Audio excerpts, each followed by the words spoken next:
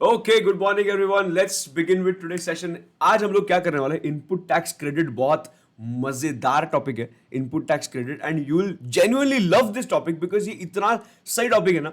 Because ये topic ऐसा है कि सबसे इंपॉर्टेंट अगर कौन से जीएसटी में अगर टॉपिक होगा that is input tax credit. और जो मैंडेटरी क्वेश्चन में तुम लोग को क्वेश्चन आएगा ना वो इनपुट टैक्स क्रेडिट से आएगा। एमसीक्यूज में जो क्वेश्चन आएगा ना वो इनपुट टैक्स क्रेडिट से आएगा। सो आईटीसी बॉस छोड़ना है ही नहीं। चलो स्टार्ट करते हैं input tax credit. Now again I will not assume anything that you know something which you have learned in inter. तुम लोग को इंटर में ये जो आईटीसी पसंद था पसंद नहीं था, it's a secondary thing for me because I am going to teach you as if you are an inter, right. So inter से लेके फाइनल तक मैं तुम लोग को पहुंचा दूंगा, ठीक है। चलो सबसे पहले स्टार्ट करते हैं इनपुट टैक्स क्रेडिट का एग्जैक्टली मतलब क्या है, उसमें कौन से टर्म्स यूज होने वाले हैं। So will just get some comfort on these terms and you know will understand कि एग्जैक्टली क्या है इसमें। देखो एक सेकंड मुझे ना वो नोट्स निकालने दो, 1 minute.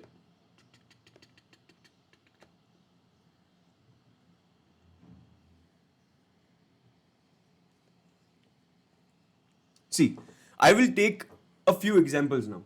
Say for example, there are three parties. The first party, the second party, and the third party. Very good, sir.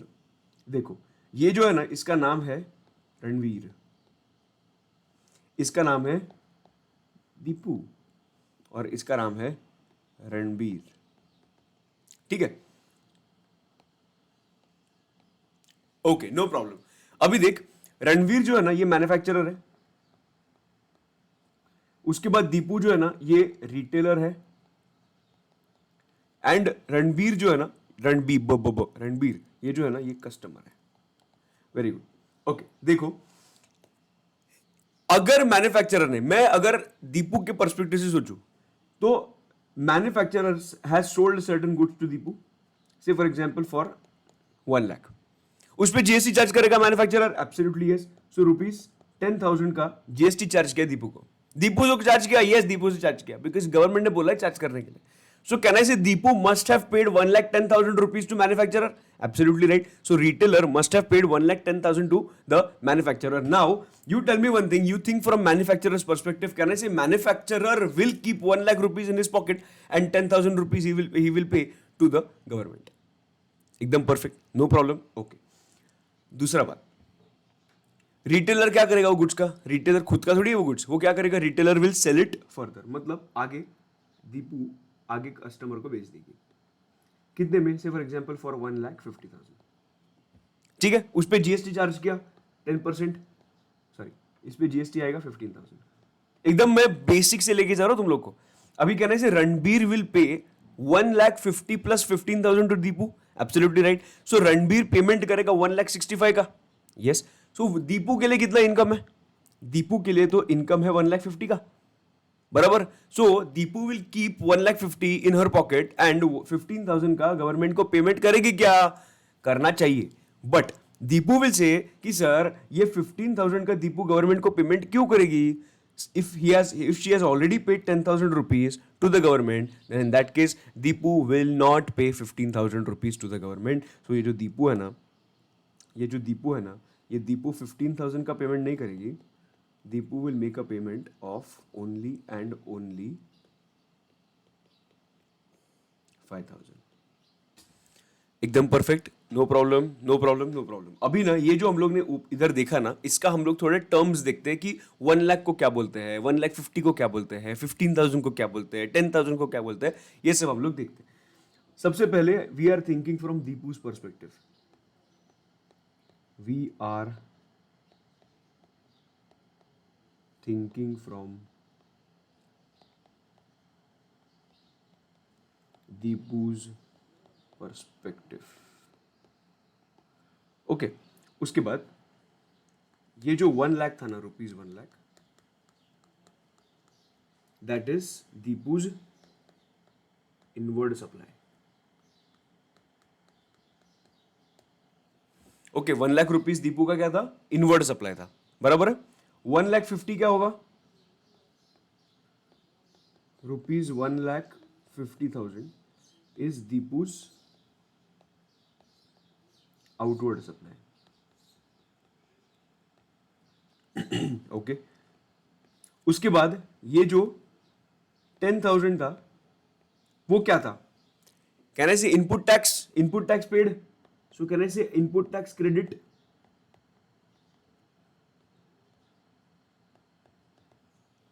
ठीक है. और ये जो 15,000 था ये क्या है? आउटवर्ड टैक्स और output tax. You can say liability नहीं बोल रहा हूं मैं, आउटवर्ड और आउटपुट टैक्स. ये इससे जब भी मैं आईटीसी माइनस करूंगा तुझे तभी मिलेगा आउटवर्ड टैक्स लायबिलिटी. ठीक है, टैक्स लायबिलिटी. तो ये टर्म्स के साथ पहले तुम लोग कंफर्टेबल हो ना कि मैन्युफैक्चरर कौन है, रिटेलर कौन है, कस्टमर कौन है. उसके बाद रणबीर एग्जैक्टली कौन थे, दीपू ने कितना इनवर्ड सप्लाई किया, दीपू ने कितना आउटवर्ड सप्लाई किया, ये सब पहले कंफर्ट तुम लोग ले लो.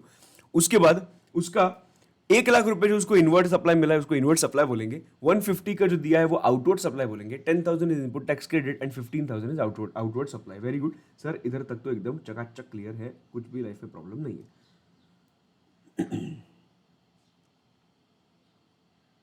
Okay, this is your first point.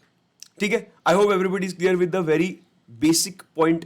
Okay, now the point is कि सर ये आईटीसी जो होता है ये आईटीसी किस पे मिलता है मुझे, मतलब आईटीसी किस पे मिलता है. सी, एक हम लोगों को एक बहुत बड़ा मिसअंडरस्टैंडिंग होता है कि सर अगर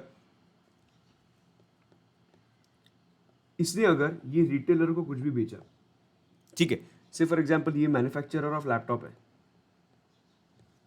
ठीक है, और ये कस्टमर है, मैं कंज्यूमर नहीं बोल रहा हूं, कस्टमर है. ये 1,00,000 में लैपटॉप बेचा, 10,000 का जीएसटी चार्ज किया. ये जो कस्टमर था ना, ये कस्टमर ने ये लैपटॉप यूज किया इसके लिए, उसके बिजनेस के लिए. कस्टमर ने वो लैपटॉप यूज किया उसके बिजनेस के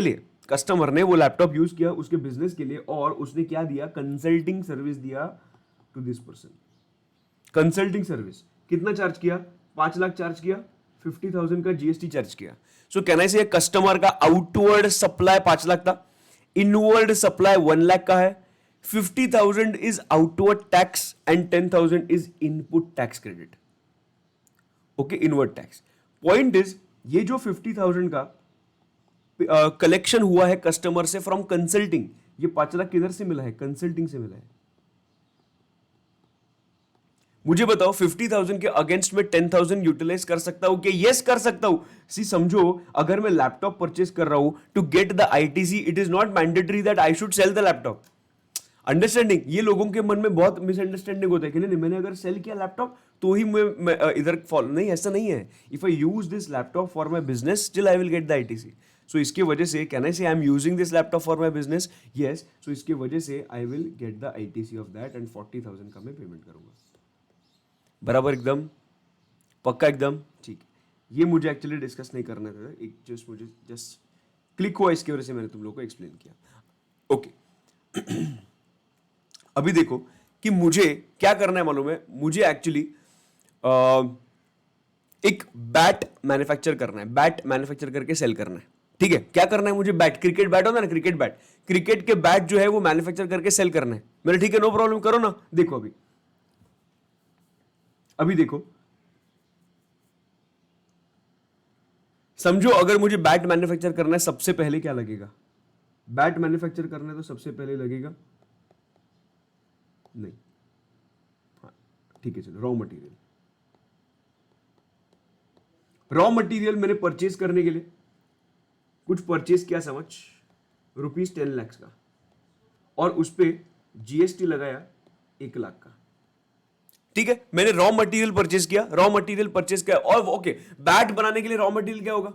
बैट बनाने के लिए रॉ मटेरियल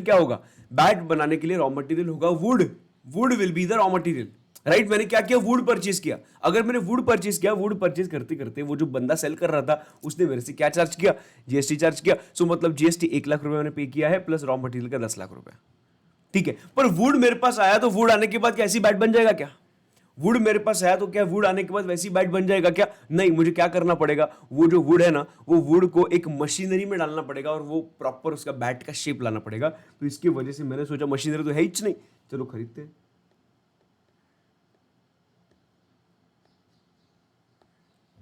अरे मटेरियल के लिए मशीनरी।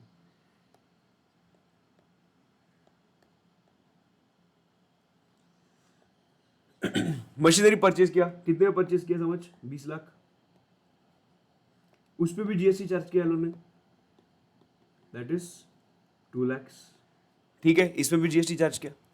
अभी मशीनरी होने के बाद मशीनरी में क्या डाला मैंने? Raw material. एक मशीनरी था, मशीनरी में रॉ मटेरियल डाला। जब मैं रॉ मटेरियल डालूंगा तभी एक बैट तैयार हो जाएगा। ठीक है, अभी बेच दो सर, नहीं ना, ऐसा नहीं बिका जाता है। बैट जब तैयार होता है ना, उसको बाद में क्या करना पड़ता है, थोड़ा सा पॉलिशिंग एंड फिनिशिंग देना पड़ता है, वो बैट को स्ट्रोक देना पड़ता है, वो स्ट्रोक करने के लिए हैमरिंग करना पड़ता है, बहुत सारी चीज करनी पड़ती है। सिर्फ लकड़ी लिया और लकड़ी से नहीं खेला जाता। वो सीजन का बैट होता है, वो उसको प्रॉपर थ्रेडिंग करना पड़ता है, हैमरिंग करना पड़ता है, बहुत सारी चीज करनी पड़ती है। करेक्ट? तो इसके वजह से हम लोग को किधर ना किधर सर्विसेज का जरूरत है।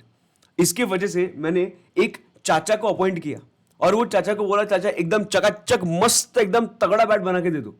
तो उसने बोला, अमित टेंशन मत ले, मैं है ना, मैं सब करके देगा। मैंने ठीक है, नो प्रॉब्लम। तो मैंने क्या किया, मैंने उनसे वो सब बैट्स दिए। बैट्स देने के बाद मस्त उन्होंने सर्विस दिया। तो कहने से आई टुक, मेरे इनवर्ड सप्लाई में सर्विस भी है।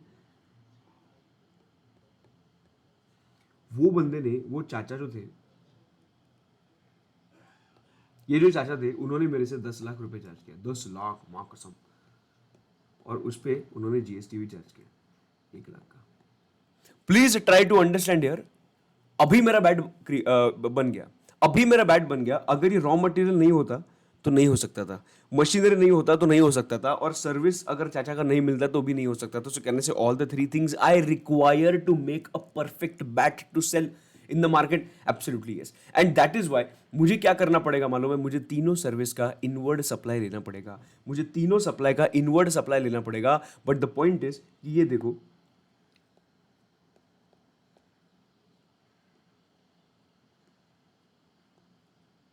ये तीनों इसके इनवर्ड सप्लाई लिया। तो कहने से आई have paid 1 lakh rupees of GST in raw material. After that machinery के केस में पे किया था 2 लाख। उसके बाद सर्विस के केस में पे किया था 1 लाख। और मैंने सचिन को ये बैट दे दिया ग्रिप के साथ। ठीक है, ये सचिन को ये बैट दे दिया बिकॉज अपने को ग्रिप तो चाहिए।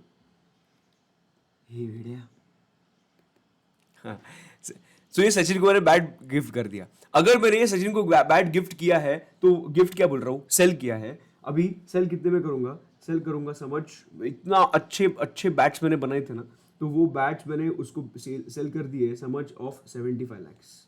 75 लैक्स में वो सब बैट्स मैंने सेल कर दिए, बहुत सारे बैट्स दे रहे सेल कर दिए। और उस पर मैंने जीएसटी चार्ज किया 7.5 लैक्स। द क्वेश्चन इज, ये जो अमित महाजन है उसका आउटवर्ड सप्लाई कौन सा है, कितना है? अमित महाजन का आउटवर्ड सप्लाई है 75 लैक्स। अमित महाजन का इनवर्ड सप्लाई कितना है? इनवर्ड सप्लाई है 10 lakh plus 20 lakh plus 10 lakh, which means 40 lakh rupees. Right, ये इनवर्ड सप्लाई हुआ, परफेक्ट है। उसके बाद आउटवर्ड टैक्स कितना है? 7.5 lakhs. And inward input tax कितना है? 1 lakh, 2 lakh and 3 lakh. The question is, will I be able to take the ITC of raw material, capital goods and service? What do you think, everyone? Do you think will I be able to take the ITC on this?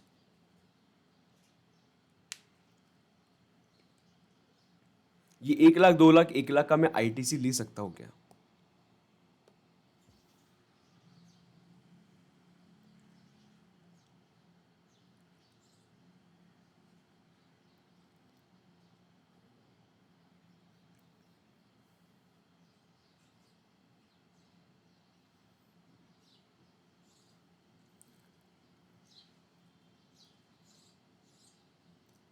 Hundred percent yes, मैं तो ले ही सकता हूँ ना, perfect है। सो अमित जब भी payment करेगा ना 7.5 लैक्स का, तभी 7.5 लैक्स का पेमेंट नहीं करेगा। He will make a payment of 7.5 lakhs minus 1 lakh minus 2 lakhs minus 1 lakh. ठीक है, एंड अल्टीमेटली कितना मिलेगा? ये कितना है? 4 है ना, सो 3,50,000। नाउ सर ये इतना क्यों एक्सप्लेन किया आपने? देखो, मुझे इसमें ये एक्सप्लेन करना था कि ये जो मैंने रॉ मटेरियल परचेस किया था ना, ठीक है, आईटीसी मिल जाएगा। सो बेसिकली मुझे तीन चीज का आईटीसी मिला। सी इसके ऊपर कुछ भी नहीं हो सकता। इट कैन इधर बी सर्विस, इट कैन इधर बी रॉ, और it can B raw material, और इट कैन बी मशीनरी। इसके ऊपर तो कुछ हो ही नहीं सकता। सो कैन आई से ITC is available on raw material, machinery and service? Yes, but इसके लिए उन्होंने एक चीज डिफाइन किया that ITC is available on, ITC is available on raw material, हम लोग ने अभी के केस में मशीनरी, एंड अभी के केस में सर्विस। उन्होंने इसका ही अलग वर्ड्स यूज किए इनके लिए। रॉ मटेरियल को उन्होंने प्यार से बोला इनपुट्स, मशीनरी को उन्होंने प्यार से बोला कैपिटल गुड्स, एंड सर्विसेज को बोला services. So ITC is available on inputs, capital goods and services. ये चीजें तुम लोग को स्टार्ट ऑफ द लेक्चर में मालूम होनी चाहिए कि एग्जैक्टली इनपुट मतलब क्या, कैपिटल गुड्स मतलब क्या, एंड सर्विसेज का मतलब क्या। राइट? रॉ मटेरियल मतलब inputs, machinery is, it can be any capital goods, machinery मतलब कुछ भी हो सकता है, वो कुछ भी, कौन सा भी कैपिटल गुड्स हो सकता है, एंड सर्विस मतलब एनी सर्विस। राइट? अगर ये मुझे inputs, capital goods and services का इनवर्ट सप्लाई हुआ है तो मुझे उसका क्या मिल जाएगा? आईटीसी मिल जाएगा। एकदम परफेक्ट, नो प्रॉब्लम। अभी एक बार ना तुम लोग के नोटबुक निकालो ना और ऊपर लिखो इनपुट टैक्स क्रेडिट करके।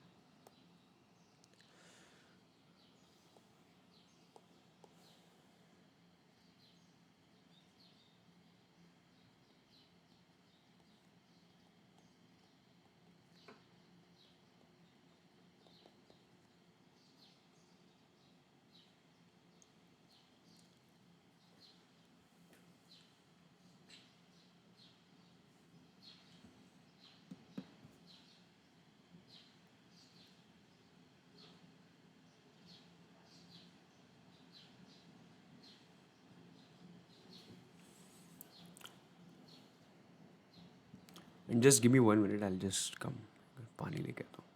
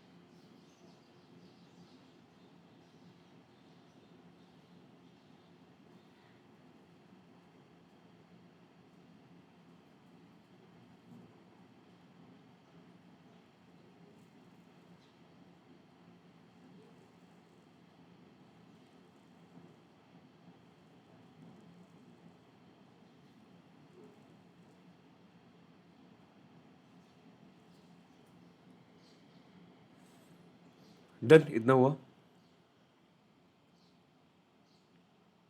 नीचे 15,000 भी है आउटवर्ड टैक्स करके।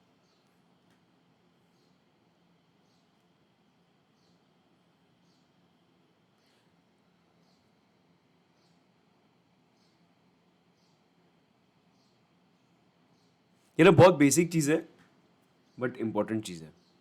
अपने रेगुलर बैच में सब कुछ एकदम अच्छा मस्त करेंगे।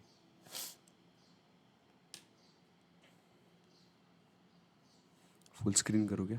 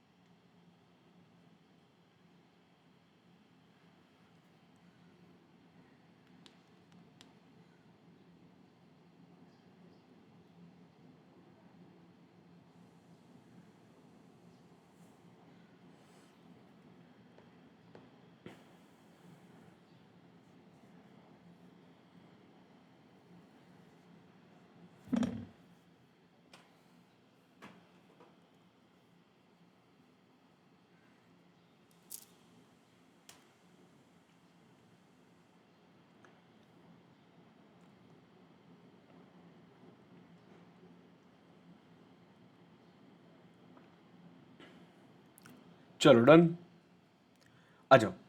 अभी सेक्शन नंबर 16 अभी आईटी से हम लोग चालू करेंगे। वो ठीक है, वो बुक में जो दिया है वो दिया है, बट अभी मैं तुम लोग से बात करूँ, तुम लोग से बात करूंगा in relation to conditions to take the ITC. मेरे कंडीशंस क्या होने चाहिए? सबसे पहला कंडीशन, सबसे पहले मैं इधर लिखता हूं,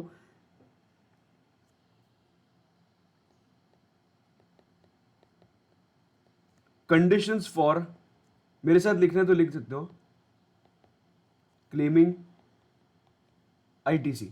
सबसे पहला कंडीशन इज, अगर मुझे आईटीसी लेना है, then I have to take the registration. मैंने रजिस्ट्रेशन लेना बहुत मैंडेटरी है। अगर मेरे पास रजिस्ट्रेशन नहीं होगा तो मुझे आईटीसी नहीं मिलेगा। सर समझा नहीं, थोड़ा सा और डेप्थ में जाके समझाओ। सर क्यों रजिस्ट्रेशन मैंडेटरी है? अरे भाई देख, अगर मैंने, इसीलिए मैंने बोला था कि रिटर्न्स का चैप्टर इंपॉर्टेंट है। रजिस्ट्रेशन क्यों इंपॉर्टेंट है? बिकॉज जब भी ये बंदा, ये जो मैन्युफैक्चरर है फॉर एग्जाम्पल, ये एक रिटेलर है और ये एक कस्टमर है। मैं रिटेलर हूं, मैन्युफैक्चरर जब भी ये आउटवर्ड सप्लाई करेगा रिटेलर को, कहना है से manufacturer will file GSTR1। whenever he will file GSTR1, मैं तुम लोग को बोला था that GSTR1 में that manufacturer will put the details of the retailer के डिटेल्स डालेंगे। रिटेलर के डिटेल्स डालने के बाद रिटेलर का जीएसटी नंबर डालेंगे। जीएसटी नंबर डालने के बाद ऑटोमेटिकली रिटेलर के किस में रिफ्लेक्ट होगा? रिटेलर के GSTR2B में रिफ्लेक्ट होगा। GSTR2B में रिफ्लेक्ट होगा और GSTR2B में रिफ्लेक्ट होने के बाद this becomes the evidence for the retailer that ये देखो मैंने इतना आईटीसी पे किया है। और वो जो एविडेंस होगा, he will be able to use that evidence in while filing his GSTR 3B. Can I say that अगर GSTR 3B में उसको ITC लेना है तो GSTR 2B में दिखना चाहिए. GSTR 2B में दिखने के लिए GSTR 1 में उसने भरना चाहिए, पर ऑटो पॉपुलेट होने के लिए वो कुछ यूनिक नंबर डालेगा कि नहीं मैन्युफैक्चरर? यस. सो इसकी वजह से retailer will have to give registration number to the manufacturer and then he will file GSTR 1 with that GST number, GSTIN, and basis that GSTR 2B will be reflected. So can I say the basic requirement of claiming the ITC is you have to take the registration. I hope everybody is absolutely clear with the first point कि registration लेना mandatory क्यों है. ठीक है, मैं दूसरा point पे आता हूं. दूसरे पॉइंट पे आता हूं.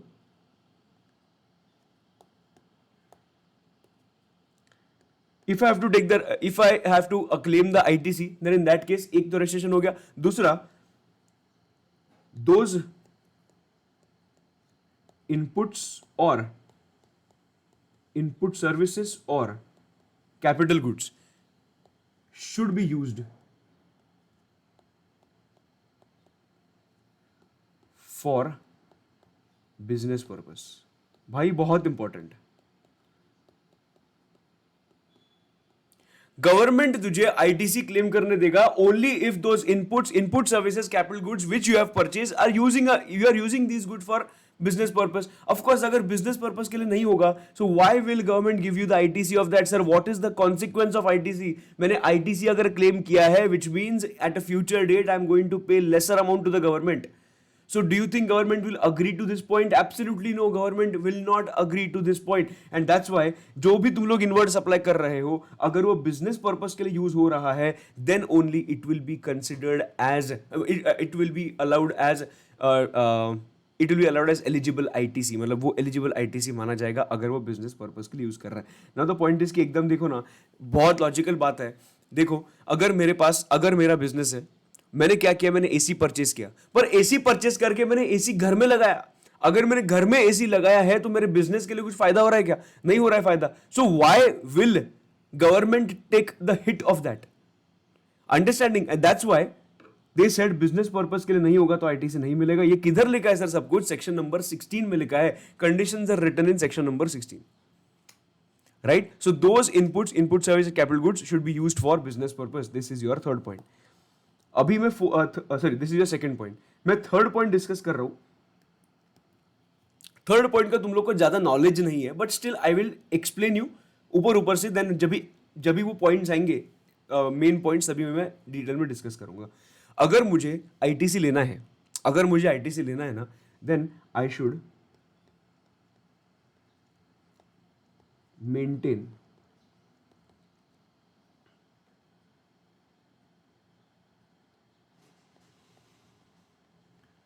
stock of invoices, say for example debit note, if there is a credit note, or any other document. आएगा स्पेसिफिक डॉक्यूमेंट्स है, पर स्पेसिफिक डॉक्यूमेंट्स अभी तुम लोग को नहीं समझेगा जब तक हम लोग tax invoice, debit note, credit नहीं करेंगे. सो इतना थोड़ा तुम लोग को जो मालूम है, तुम लोग के सामने मैंने रखा कि you have to keep these invoices. मतलब I have to maintain stock मतलब I have to maintain, I have to keep these invoices, I have to keep these debit notes, I have to keep these credit notes, I have to keep any other document. मतलब क्या, जो मैंने raise किए हुए documents या raise किए हुए invoices, या मुझे मेरे पे रेज हुए इनवॉइसेस. व्हाट डू थिंक, किसका मैंने स्टॉक रखना चाहिए? मैंने स्टॉक रखना चाहिए मेरे पे जो इनवॉइसेस रेज हुए थे, जिसका मैंने पेमेंट किया अलॉन्ग विथ आईटीसी. ये जो इनवॉइसेस है ना, ये इनवॉइसेस मैंने रखने चाहिए मेरे पास. वो इनवॉइसेस जो मेरे पे चार्ज हुए हैं, मेरे पे रेज हुए हैं ना, inward supply, basically inward supply के इनवॉइसेस मैंने रखने चाहिए. And that becomes an evidence, मतलब वन ऑफ द एविडेंसेस. एक एविडेंस हम लोग देखा जीएसटीआर 2B का, but there is one more evidence, that is invoice. Understanding? This is the third point. First point क्या था? I have to take the registration. Second point क्या था? Those input services and capital goods should be used for business purpose. Second point. Third point क्या है? आई should maintain the stock of invoices, debit note, credit note, any other documents. ये third point हुआ. Fourth point,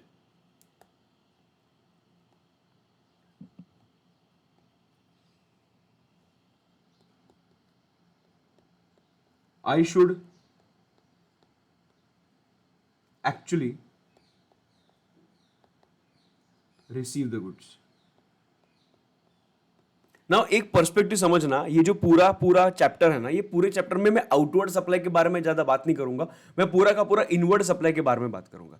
I will talk about my inward supply. Okay, I should actually receive the goods. Receive मतलब मेरे inward supply का बात कर रहे हैं. अगर मैंने गुड्स लिया, अगर सर्विसेज का बात ही नहीं है, ये तो किसके लिए होगा, गुड्स के केस में.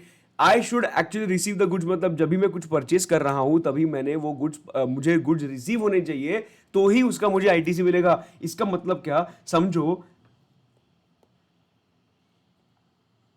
ये एक पर्सन है, ये है मैन्युफैक्चरर, और इधर एक पर्सन है, ये है रिटेलर. ठीक है, हुआ क्या, ये जो मैन्युफैक्चरर था वो मैन्युफैक्चरर के पास में गया, मैं हूं रिटेलर. ठीक है, और मुझे क्या लेना है, मुझे लेना है 1 लाख केजी के गुड्स. 1 लाख केजी के मुझे गुड्स चाहिए. ठीक है, 1 लाख केजी. अगर मुझे 1 लाख केजी के गुड्स चाहिए, देन इन दैट केस मैंने क्या किया, मैन्युफैक्चरर को बोला कि मैं एक ट्रक लेके आऊंगा. मैन्युफैक्चरर बोला नहीं नहीं, तो 2 ट्रक लगेंगे. मैं बोला कि इतना मैं खर्चा नहीं करेगा, मैं इतना खर्चा नहीं करेगा, मैं इतने ट्रक्स नहीं ला सकता. नाउ द पॉइंट इज कि मैन्युफैक्चरर बोला अरे सब कुछ एक ट्रक में कैसे जाएगा, मेरे डालना है अरविंद 10, तू डालना, मैं बाकी का देख लेता हूं. राइट, तो उसने डाल दिया. मैंने एक ही ट्रक लेके गया था, मैं एक ही ट्रक लेके गया था, बट मैन्युफैक्चरर अरेंज्ड समथिंग और कुछ तो मैनेज किया उसने, और वो एक ट्रक में डाल दिया. बट हुआ क्या कि तुम लोग के नोट्स में भी ये होगा, एक मिनट, ये देखो, ट्रक कुछ ऐसे हो गया, ट्रक कुछ ऐसे हो गया. और ये ट्रक ऐसे होने के बाद हुआ क्या ना, कि इसमें से ये जो ट्रक है उसमें 1 लाख केजी गुड्स है, 1 लाख केजी. और इधर है 30,000 केजी, और इधर है 70,000 केजी. ठीक है, वॉट हैपेंड इज, ये 30,000 केजी तुम लोगों को लगता है ये ट्रक पहुंचेगा, पूरा ट्रक तो पहुंचेगा, गुड्स नहीं पहुंचेंगे. कौन से, पीछे वाले. ये 30,000 गुड्स थे ना, 30,000 केजीज नीचे गिर गए. नीचे गिरने के बाद कितने पहुंचे, सिर्फ 70,000 केजी के गुड्स रेसिपिएंट तक पहुंचे. द पॉइंट इज, गवर्नमेंट बोल रहा है कि अगर तुम लोग को सिर्फ और सिर्फ 70,000 केजीज के गुड्स मिलते हैं, then in that case we will give you the ITC of only 70,000 kgs. We will not give you the ITC for 30,000 kgs. We will give you the ITC of only 70,000 kgs. We will not give you the ITC of 30,000 kgs. So in this case, even though the order is for 1 lakh kgs, even though you have made a payment of 1 lakh kgs, even though you have made the full GST payment on 1 lakh kgs, but still you will get the ITC of only 70,000 kgs because you have received only 70,000 kgs. Right? तो इसके लिए मैं इधर लिखता हूँ, किधर गया रे, किधर गया रे, किधर गया रे,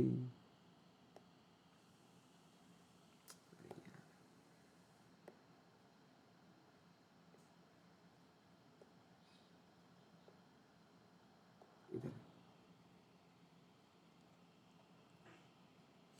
okay, so actually I should receive the good. जितने मुझे रिसीव हुए उतना ही मुझे क्या मिल जाएगा, आईटीसी मिल जाएगा. सो ऑर्डर किया था 1 लाख का, ऑर्डर 1 लाख, उस पर जीएसटी है समझ 1,000 का. 1 लाख केजी है, ओके एक सेकेंड. उस पर वैल्यू कितना है समझ, वैल्यू है 50 लैक्स, और उस पर जीएसटी मैंने पे कर दिया है 5 लैक्स का. ठीक है, बट रिसीव कितने हुए हैं, ओनली, ओके एग्जाम्पल में 70 था ना, only 70,000 KGs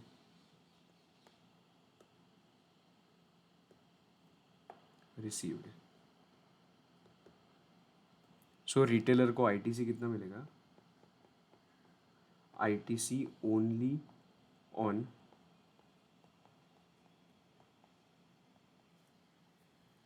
70,000 kgs, that is proportionate, that is 70% I can say. तो 70% होगा तो 5 लाख का 70%, that is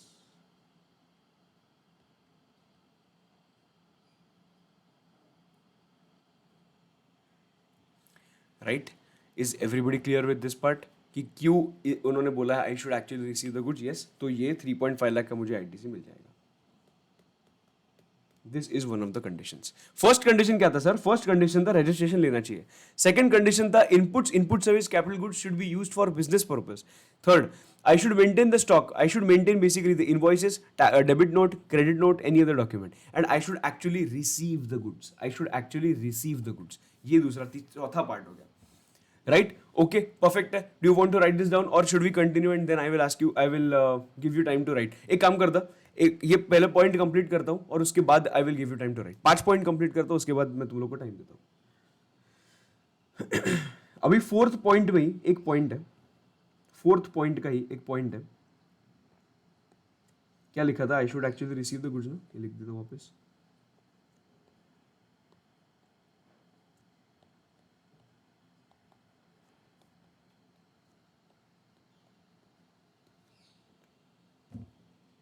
ओके, इसका एक एक्सेप्शन है.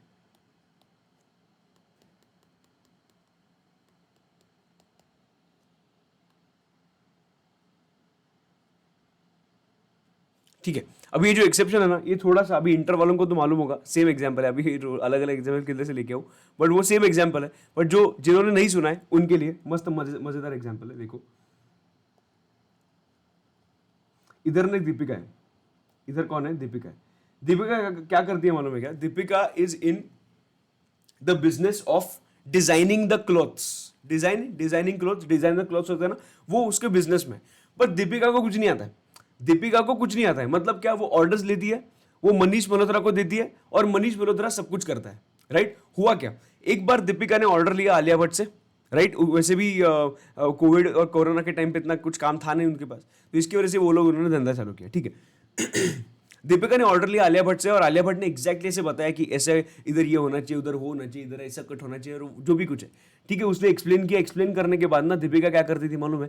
दीपिका ना जब भी ये सब ड्रेसेस का बात करती थी ना, तभी she needs to be very careful while she discusses all these things. Because होता क्या था, उसके घर पे रणवीर सिंह रहता था. उसके घर पे रणवीर सिंह रहता था. रणवीर सिंह क्या करता था? Ranveer Singh cannot control. उसने ड्रेस देख लिया, उसने एक ड्रेस देख लिया, वो क्या करता था? वो ड्रेस पहन लेता था और वो बोलता था कि मेरा ड्रेस है.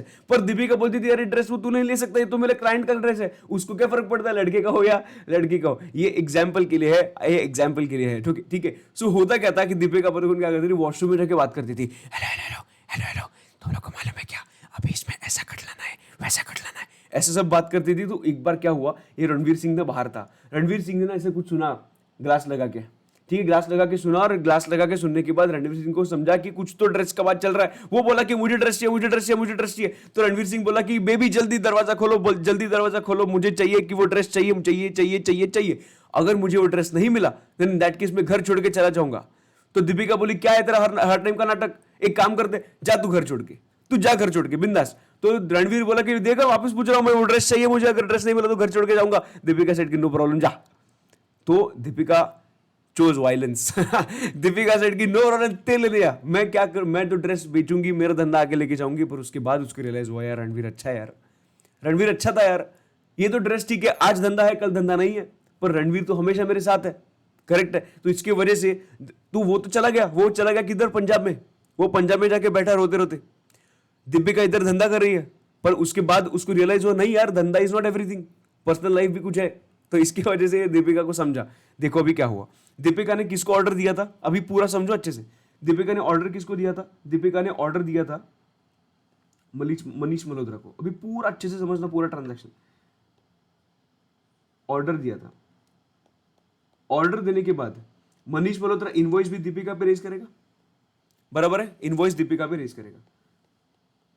ये इनवॉइस पे कितना वैल्यू आया? 10 लाख का वैल्यू है. बराबर है. उस पे जीएसटी कितना लगाया? 1 लाख का जीएसटी लगाया. राइट? परफेक्ट है. तो आइडियली क्या होना चाहिए? आइडियली ऑर्डर दिया मनीष मल्होत्रा को, जो मनीष मल्होत्रा ने जो कुछ स्टिचिंग विचिंग किया, डिजाइनिंग जो भी कुछ रिक्वायर्ड था वो किया, और वो जो स्टिचिंग था ना, वो स्टिच्ड प्रोडक्ट्स वापस उसने दीपिका को दे दिए.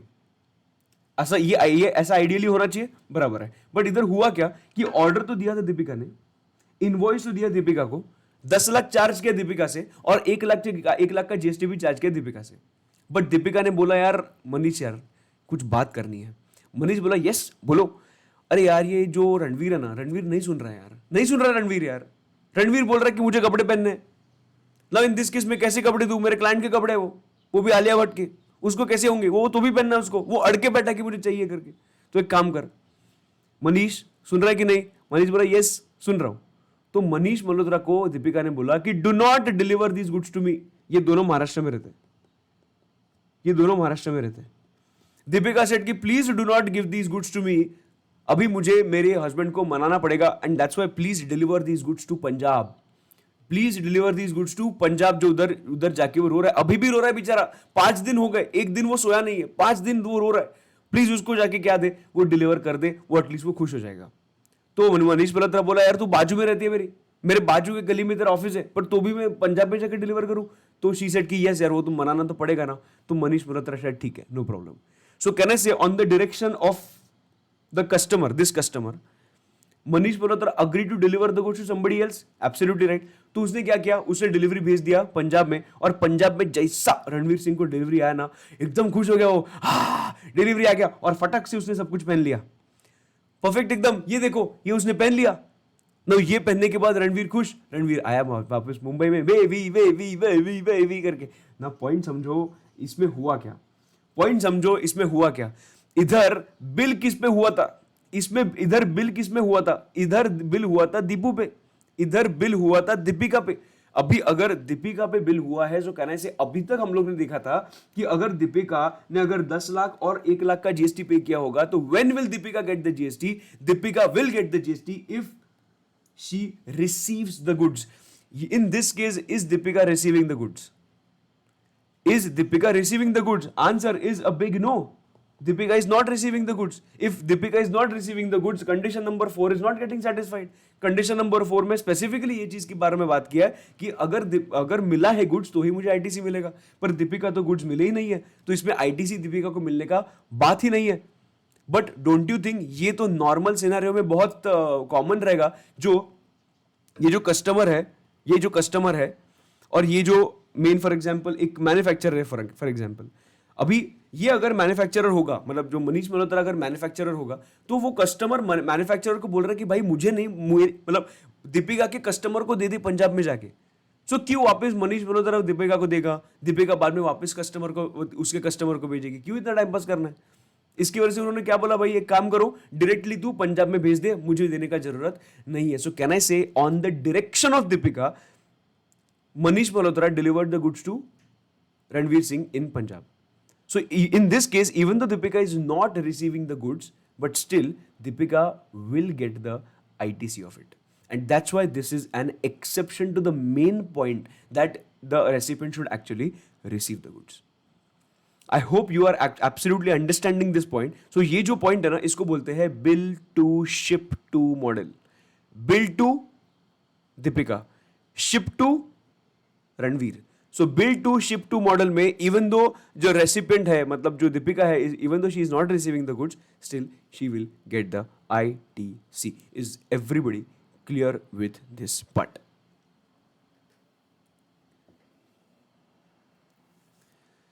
सब लोगों को समझा? मस्त एकदम.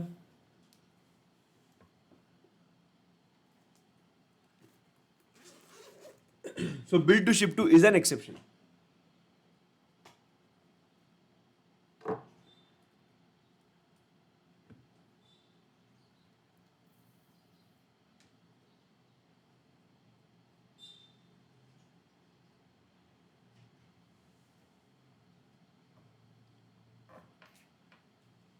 एक नंबर.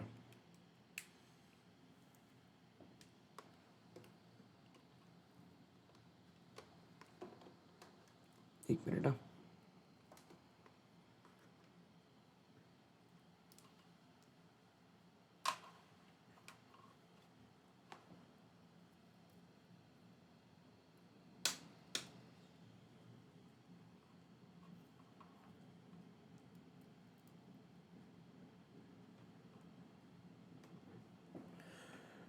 Okay awesome.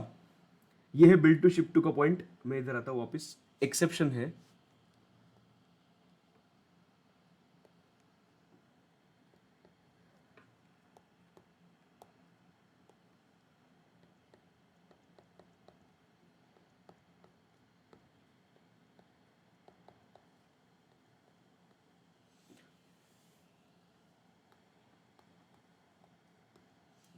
ओके, सो मैं लिखता हूँ even though the recipient, that is Deepika Padukone, is not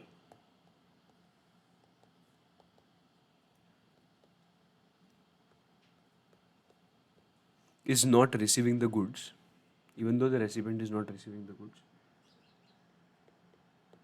still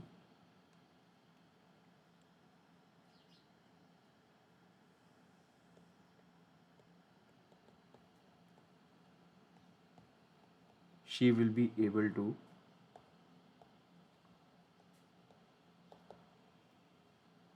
claim the ITC because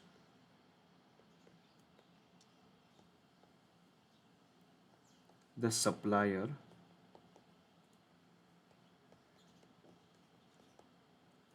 supplied the goods to another location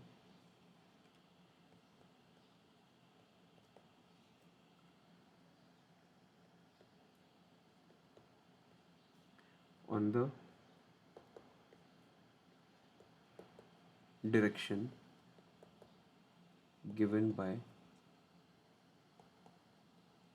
the recipient.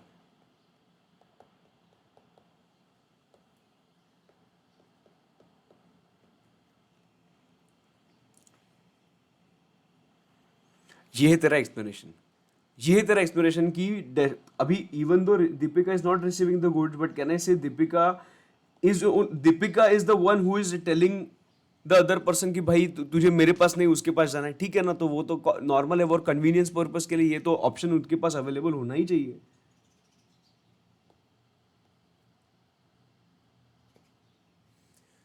right? So supplier supplied the goods to another location on the direction given by recipient. Now if you even if you see any Amazon bill, no, Amazon bill में भी ये चीज लिखा होगा, देख, bill to whom, ship to whom.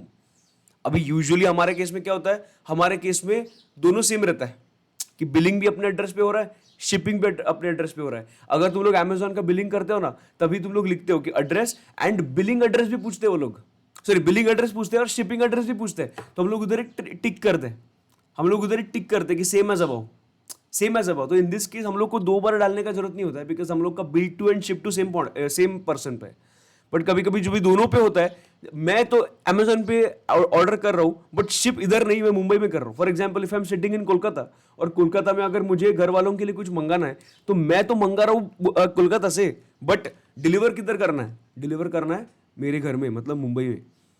Correct? So bill होगा कोलकाता के address पे, मतलब हो रहा है कोलकाता के एड्रेस पे, बट शिप हो रहा है मेरे मुंबई के एड्रेस पे. राइट? तो ये बात है bill to ship to model का. I hope everybody is clear with bill to ship to model. बहुत अच्छा है, कॉन्सेप्ट बहुत अच्छा है, और प्रैक्टिकल लाइफ में भी तुम लोग आजू बाजू देखोगे ना, अगर तुम लोग की आंखें खुली रहेंगी ना, तो you will be able to see all these things कि बिल टू शिप टू में अमेजोन का कौन सा भी बिल खोलना है यार, तो तुझे समझ में आ जाएगा अमेजोन का बिल टू शिप टू होगा ही होगा उधर. ठीक है.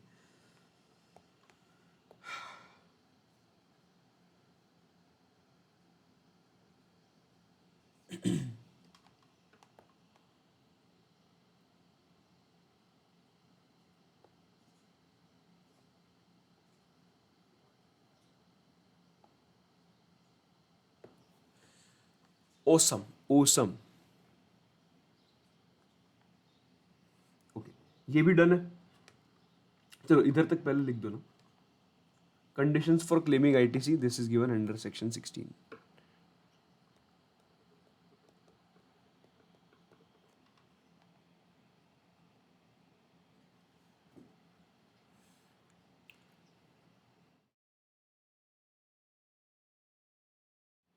एक बार होने के बाद इंटीमेट करना.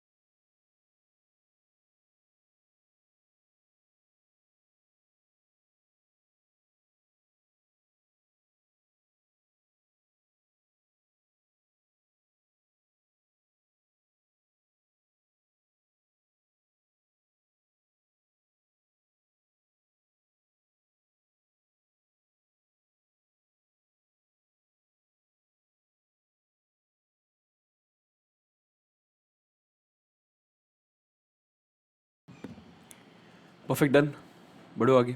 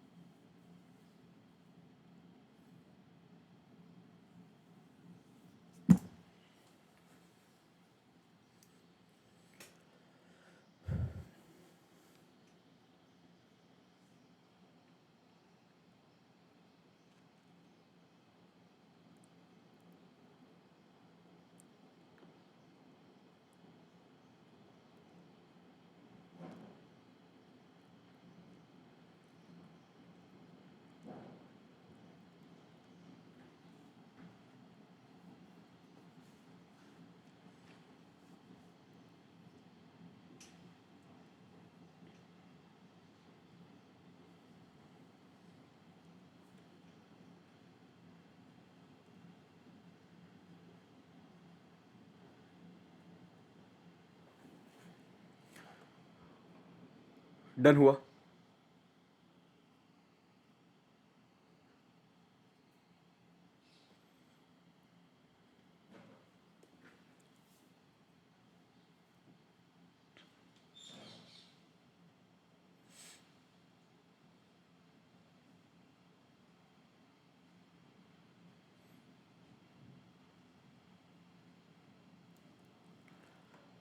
ओके, चलो let's do the next part, that is the fifth point.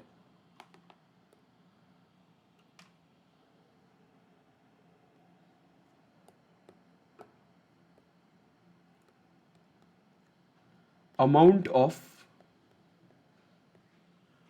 of GST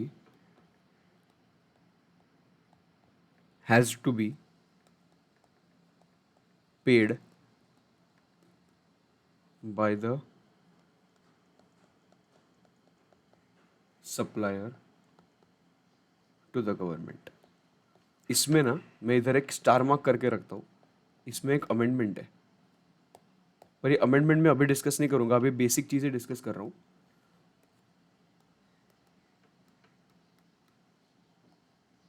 ठीक है, इसमें एक अमेंडमेंट है, बट बेसिक चीज डिस्कस करो तुम लोग के साथ कि amount of GST has to be paid by the supplier to the government. इसका मतलब देखो सब लोग, इधर इधर अगर एक मैन्युफैक्चरर है,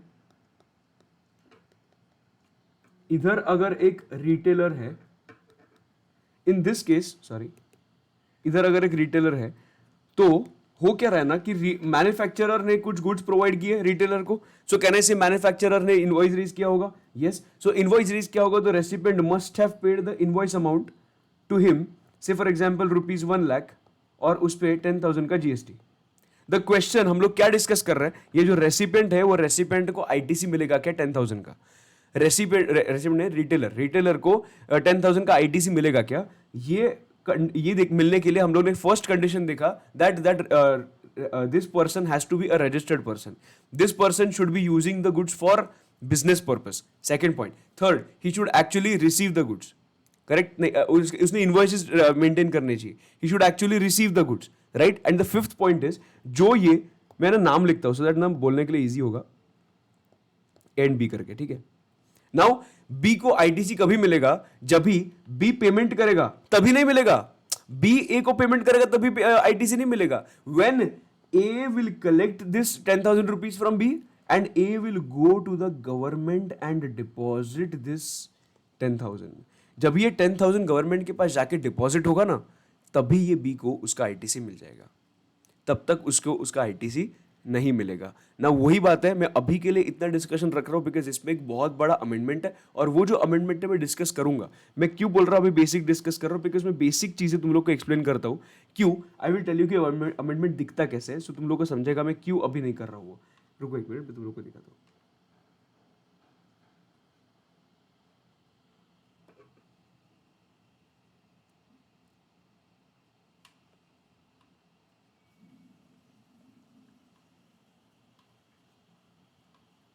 see the amendment looks like this. ये जो अमेंडमेंट है ना, ये अमेंडमेंट थोड़ा सा 37 रूल 37A जो है वो ऐसे दिखता है, करेक्ट। तो ये जो अमेंडमेंट हम लोग ये बाद में करेंगे, डोंट वरी, बिल्कुल उस पर स्ट्रेस मत लेना। और तुम लोग के बुक में भी ना इधर तुम लोग को दिखेगा रूल 37A करके आगे, ये देखो न्यू रूल 37A, ये भी है, ठीक है, करेंगे हम। अभी का अंडरस्टैंडिंग क्या है? अभी का अंडरस्टैंडिंग है बी को आईटीसी कभी मिलेगा। सबसे पहला condition, B should take the registration. Second condition, B should use the goods for business purpose. Third condition, B should keep the invoices. Fourth condition is B should actually receive the goods. And fifth condition, B ने जो पे किया है वो ए ने government को जाके पे करना चाहिए 10,000 रुपीज, तो ही बी को आईटीसी मिलेगा। मतलब कहने से बी का डिपेंडेंसी आ गया ए के अमाउंट पे। Absolutely right. Then you will say कि सर बी के साथ तो गलत हो रहा है। मैं मानता हूं गलत हो रहा है, मैं मानता हूं गलत हो रहा है। जब तक ए पेमेंट नहीं करता है तब तक बी को आईटीसी नहीं मिलेगा, ठीक है, वो तो मैं मानता हूं। बट द पॉइंट इज कि तुम लोग सोच रहे हो बी के पर्सपेक्टिव से कि बी के साथ गलत हो रहा है, कि उसने पेमेंट किया था सर तो भी उसको आईटीसी नहीं मिलेगा। But you think from government perspective. If you think from government perspective, government बोल रहा है तुम लोग ने अब तक मुझे पेमेंट ही नहीं किया है, तो आईटीसी काय का ले रहा है भाई? मुझे तो तेरे कौन से भी पेमेंट का, तेरे कौन से भी जीएसटी अमाउंट का मुझे क्रेडिट नहीं आया, गवर्नमेंट बोल रहा है, तो बी को आईटीसी क्यों मिले? ओनली बिकॉज बी ने ए को दे दिया, दैट्स इट। नो, ये बेसिस पे गवर्नमेंट आईटीसी तुझे नहीं देगा। But you have to read rule number 37A with that. तो लोग करेंगे, ठीक है, नो प्रॉब्लम। ओके, हम लोग आगे बढ़ते हैं विद द नेक्स्ट पार्ट। ये 37 एक मतलब ये जो पॉइंट है, point number 5 this is done.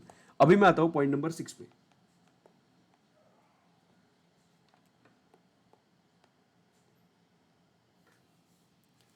ठीक है, पॉइंट नंबर 5 हो गया। पॉइंट नंबर 6 पे, if I have to take the ITC, if I have to take the ITC, मुझे अप्रोप्रिएट रिटर्न्स भरने इंपॉर्टेंट है। If I have to take the ITC, मुझे appropriate returns भरने इंपॉर्टेंट है। देखो, आईटीसी क्लेम कभी होता है, आईटीसी क्लेम कभी होता है। सी, अवेलमेंट एक होता है, क्लेम एक होता है, यूटिलाइजेशन एक होता है। यूटिलाइजेशन करना मतलब क्या? देखो, अगर मैंने मेरे जीएसटीआर 3B में डाल दिया एज आईटीसी, इसको बोलते हैं आईटीसी जो है मैंने क्या कर दिया, यूटिलाइज कर दिया। तो मेरे कहना है से जीएसटीआर 3B भरना चाहिए, करेक्ट है। तो मेरा जीएसटीआर 3B होगा, ये होगा मेरा जीएसटीआर 3B, बराबर। सो कहना से ये जीएसटीआर 3B में मैं लेने के लिए सबसे पहले मेरे जीएसटीआर 2B में आना चाहिए, मेरे जीएसटीआर 2B में आना चाहिए। यस, ये भी मेरा है। यस, सो बेसिकली उन्होंने बोला है कि अगर तुझे आईटीसी चाहिए ना तो तुझे जीएसटीआर 3B भरना पड़ेगा। पर एक स्टेप पीछे जाके देखा, ठीक है, ये कंडीशन इतना ही है कि 3B भरना पड़ेगा। बट द पॉइंट इज कि जीएसटीआर 3B में आने के लिए जीएसटीआर 2B में आना चाहिए। अभी जीएसटीआर अगर 2B में तुम लोग बोल रहे हो कि आना चाहिए, देन इन दैट केस वो कैसे आएगा? वो आएगा सप्लायर जब भी जीएसटीआर 1 भरेगा। ये किसका है? सप्लायर का, राइट। जीएसटीआर 3 में आना चाहिए, वो कैसे आएगा? जीएसटीआर 2B के हिसाब से। 2B में कैसे आएगा? जीएसटीआर 1 सप्लायर जब भी जीएसटीआर 1 भरेगा तभी, राइट। अंडरस्टैंडिंग? तो पूरा पूरा फ्लो समझा तुम लोग को कि एग्जैक्टली क्या है? Okay, point number 7, if ITC is not getting reflected in my GSTR 2B, then I cannot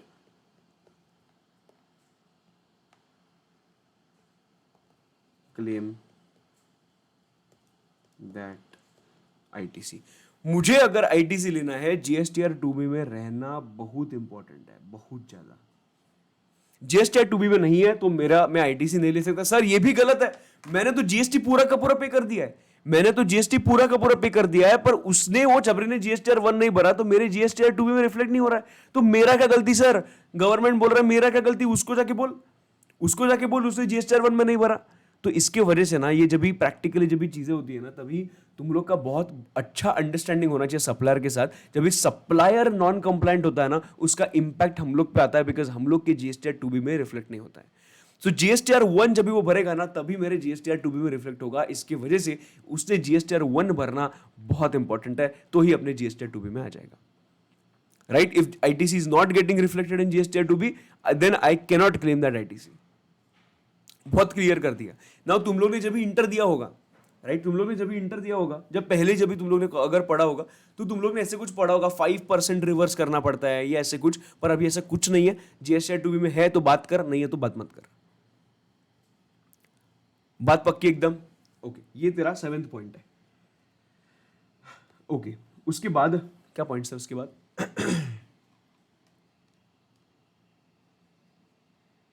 हाँ, 180 डेज वाला पॉइंट है। रुको, तो सर अभी अपने बुक में क्या क्या हुआ देखो, आ जाओ देखते हैं। Eligibility and conditions for ITC, ये देख लिया हम लोग ने। सबसे पहला, registration is mandatory for claiming the ITC, very good. Goods और सर्विसेज परचेस्ड और availed should be used for business purpose, very good. उसके बाद मैंने बोला था तुम लोग को, input tax credit can be taken on the basis of any of the following documents, मतलब invoice issued under section 31, debit note issued under section 34। अब क्रेडिट नोट नहीं आएगा, एक्चुअली ये क्रेडिट नोट नहीं आएगा, डेबिट नोट ही होना चाहिए, correct, वो डेबिट नोट होना चाहिए। बिल ऑफ एंट्री, बराबर है, bill of entry. Invoice prepared in respect of reverse charge, तो वो सब आएगा, वो आएगा आगे सब कुछ, कि कौन सा इनवॉइस रेज होगा रिवर्स चार्ज के अंदर। देखना रिवर्स चार्ज के अंदर भी अगर तूने देखा तो जो भी इनवॉइस रेज हुआ है जिसपे मुझे रिवर्स चार्ज के अंदर टैक्स पेमेंट करना है, मैं रेसिपेंट हूं, मुझे अगर टैक्स पेमेंट करना, तो कहने से whenever I will make a payment to the government, whenever I will make a payment to the government of GST, कहने से after I make a payment to the government I will be able to take the ITC, बराबर। After I make the payment to the government I will be able to take the ITC, yes. तो मुझे वो भी invoices रखने पड़ेंगे जो RCM के basis पे मेरे पे रेज हुए हैं, ठीक है। ओके, बाद में देखा, registered person taking the ITC must have received the goods और सर्विसेज, क्या बोला उन्होंने, I should have received the goods, ठीक है। उसके बाद बिल टू शिप टू का पॉइंट देखा, yes, bill to ship to है तो भी कुछ प्रॉब्लम नहीं है, नो प्रॉब्लम। देखो, tax leviable on supply actually paid to, एक मिनट, tax leviable on supply actually paid to the government, मतलब supplier should have actually paid the tax charge on the goods और services for which ITC is being taken, it should be actually paid to the government, right, either by cash or by availing the ITC, that is fine. So ये भी हमने देखा था, पर बाजू में इधर लिखना, रीड विथ रूल 37A, ठीक है, हम लोग करेंगे।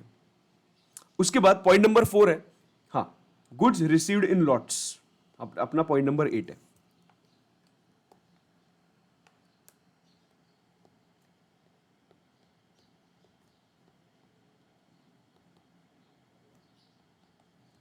मेरे साथ लिखना, गुड्स रिसीव्ड इन लॉट्स, इसका मतलब क्या, देखो,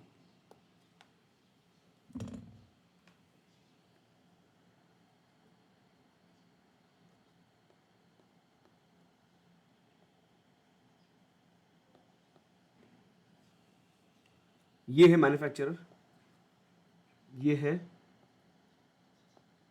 रिटेलर, ठीक है। मैन्युफैक्चरर के पास रिटेलर गया और रिटेलर बोला कि मुझे 1 लाख केजी के गुड्स चाहिए, 1 लाख यूनिट चाहिए, समझ, ठीक है। पर ये जो 1 लाख यूनिट चाहिए ना, इसके लिए ये जो 1 लाख यूनिट चाहिए, इसके लिए मुझे डिलीवरी एट वंस नहीं चाहिए, बिकॉज इतने रखने का जगह नहीं मेरे पास, इतना मेरे पास वेयर हाउस में जगह नहीं 1 लाख यूनिट्स के लिए। तो एक काम करो, मेरा एक क्लाइंट आने वाला है, वो 2 लाख यूनिट्स लेके जाएगा आज, 1 महीने के बाद और एक क्लाइंट आएगा, वो 2 लाख लेके जाएगा। एक काम करो, मुझे 5 इंस्टॉलमेंट्स में दे दो, मुझे 5 इंस्टॉलमेंट्स में दे दो। पर मैन्युफैक्चरर बोला कि देखो, अगर आपको आज के आज अगर बुक करना है 1 लाख का ऑर्डर, तो 1 लाख का इनवॉइस में रेज करूंगा। रिटेल द्वारा उसका प्रॉब्लम नहीं है, पॉइंट ऐसा है कि जगह नहीं मेरे पास, इसकी वजह से मुझे क्या चाहिए, इंस्टॉलमेंट में डिलीवरी चाहिए, लॉट्स में डिलीवरी चाहिए। तो हुआ क्या इधर, मैन्युफैक्चरर रिटेलर ने जो पेमेंट किया ना, वो पेमेंट पूरे के पूरे 1 लाख यूनिट्स का किया। ऑर्डर फॉर 1 लाख यूनिट्स, कितना चार्ज किया, 1 करोड़। इस पे कितना जीएसटी 10 lakhs, ठीक है इधर तक ओके। बट जो डिलीवरी दिया ना, वो डिलीवरी देखो ऐसे दिया,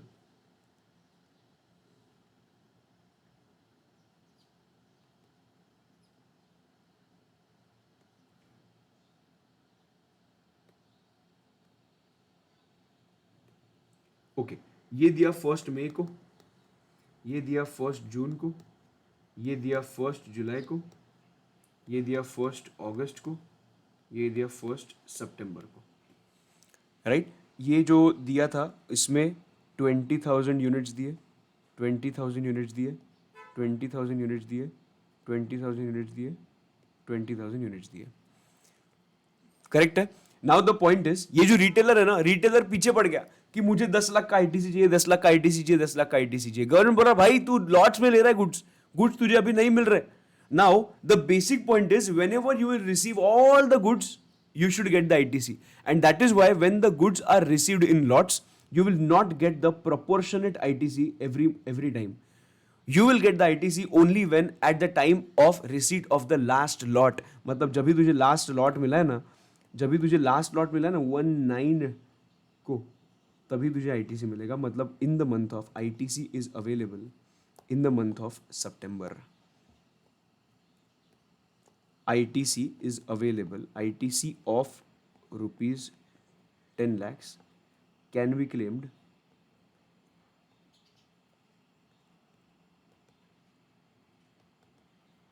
in the month of September. सितंबर 2023, मतलब जो सितंबर का रिटर्न भरेंगे तभी मैं आईटीसी ले सकता हूँ। इज एवरीबडी क्लियर कि कभी क्या होता है? सो बेसिकली मुझे मई में आईटीसी नहीं मिलेगा, जून में नहीं मिलेगा, जुलाई में नहीं मिलेगा, अगस्त में भी नहीं मिलेगा। क्यों? बिकॉज उन्होंने बोला जब भी गुड्स लॉट्स में भेजे जाते हैं तभी लास्ट लॉट जब भी मिलता है तभी उसको आईटीसी मिल जाता है। सो सितंबर के मंथ में उसको क्या मिल जाएगा? आईटीसी मिल जाएगा। Yes, perfect everyone.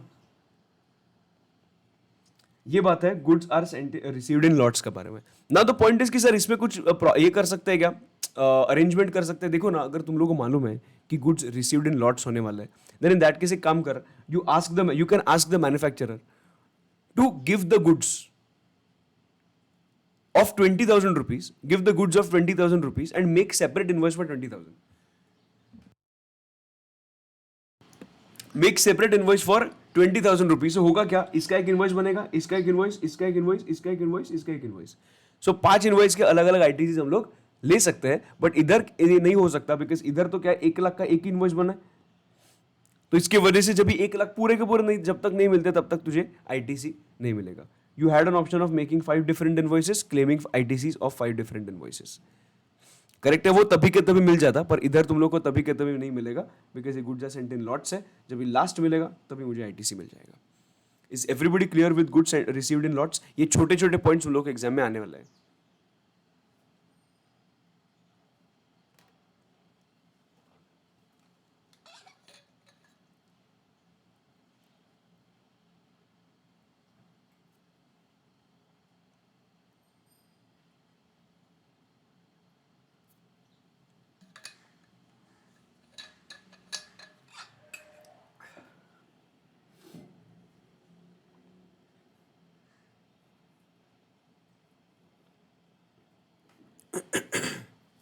अभी हम लोग बहुत इंपॉर्टेंट डिस्कशन पे जाने वाले हैं, that is the concept of 180 days.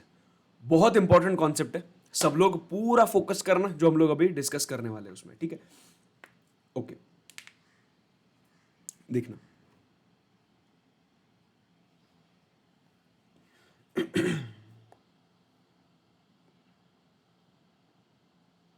तुम लोग को क्लास नोट्स ही दिखाता हूँ।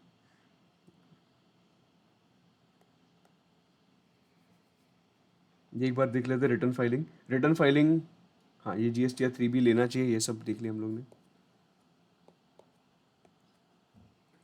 गुड्स सेंट इन लॉट्स का भी हम लोग ने देख लिया। Goods sent in received in lots क्या होता है? इन इंस्टॉलमेंट जब भी होगा ITC will be available only at the time of last installment, बराबर। This is also done. अभी the point is payment for the invoice to be made within 180 days. इधर लोग थोड़ा सा कंफ्यूज होते हैं। सो थोड़ा सा मैं इसको इंपॉर्टेंट मार्क करता हूँ, but I will ensure that तुम लोग इसमें कंफ्यूज नहीं होंगे, तुम लोग को सब कुछ समझेगा, और मुझे बताना तुम लोग को समझा कि नहीं, ठीक है? तेरा भाई का वादा है।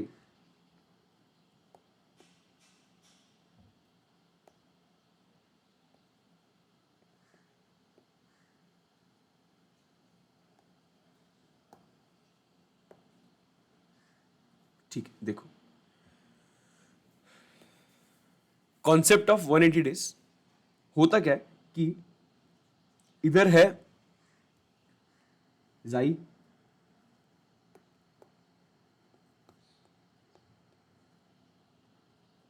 समझ, इधर है अमित। Just 1 minute.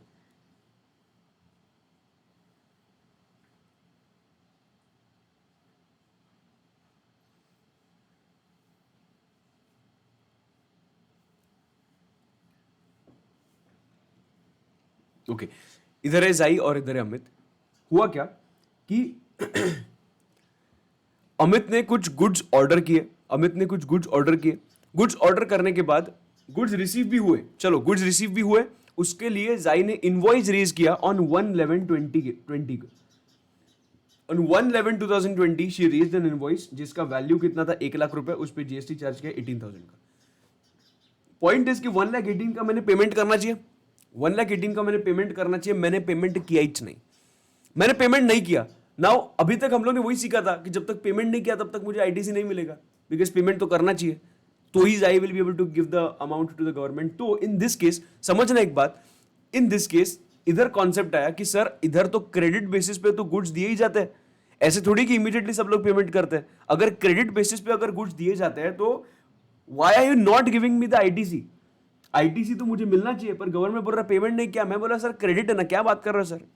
इसकी वजह से they came up with the concept, came up with this concept and they said even though Amit has not made a payment, even though Amit has not made a payment, still Amit will be able to claim the ITC. I'm repeating this concept.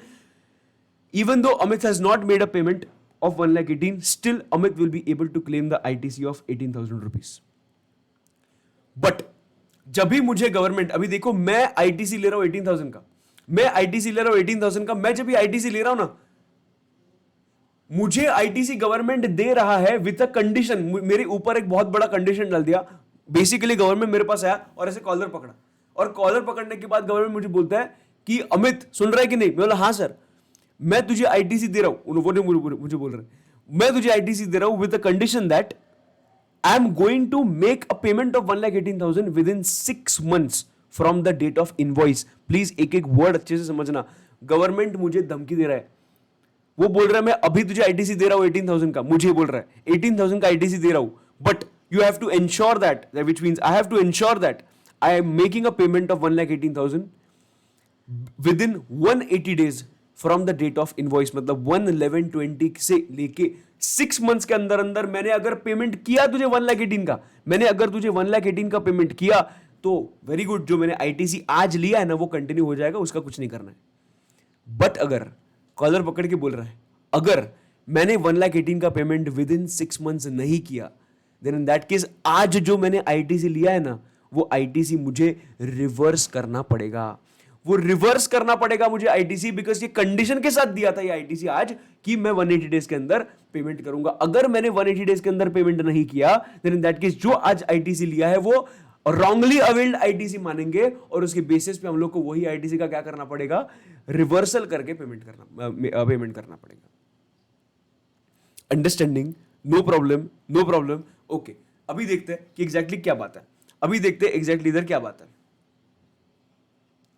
GSTR 3B मैंने file किया। Okay, ये कौन, अभी देखो ये invoice कभी raise हुआ है मेरे पे इनवॉइस रेज हुआ है 1/11/2020 को, मेरे पे इनवॉइस रेज हुआ है ऑन 1/11/2020 को, ठीक है। So in the month of November ये इनवॉइस रेज हुआ।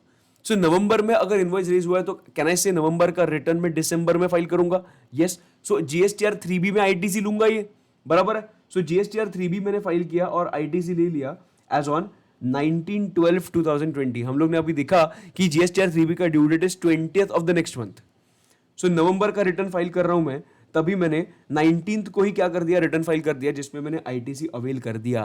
पर ये अवेल करने के पीछे एक बहुत बड़ा कंडीशन था। क्या था दोस्त? कंडीशन ये था that I have to make a payment of this 1,18,000 within 180 days from the invoice date. Right, okay.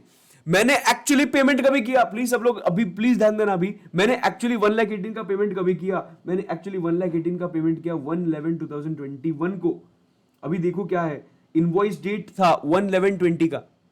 मैंने इधर से विद इन 6 मंथ्स मैंने करना चाहिए था, इधर से विद इन 6 मंथ्स पेमेंट करना चाहिए था, पर मैंने पेमेंट तभी नहीं किया। मैंने पेमेंट कभी किया 1/11/2021, नेक्स्ट ईयर, एक साल के बाद। सो कैन आई से जब भी 6 मंथ्स कंप्लीट होंगे, जब भी 6 मंथ्स कंप्लीट होंगे, कहने से वो मंथ में मुझे ये जो आईटीसी मैंने लिया है 18,000 का, वो रिवर्स करना पड़ेगा एवरीबॉडी। 18,000 का रुपीस का जो आईटीसी था वो मैंने रिवर्स करना पड़ेगा जब भी मेरे 6 मंथ्स कंप्लीट हो जाएंगे। Absolutely right. अभी देखते हैं 6 मंथ्स कभी कंप्लीट होते हैं। So Amit Mahajan should have made a payment of 1,18,000 within 6 months from the invoice date, that is 1/11/20। Yes, so within 180 days, मतलब आंसर आता है 34/2021।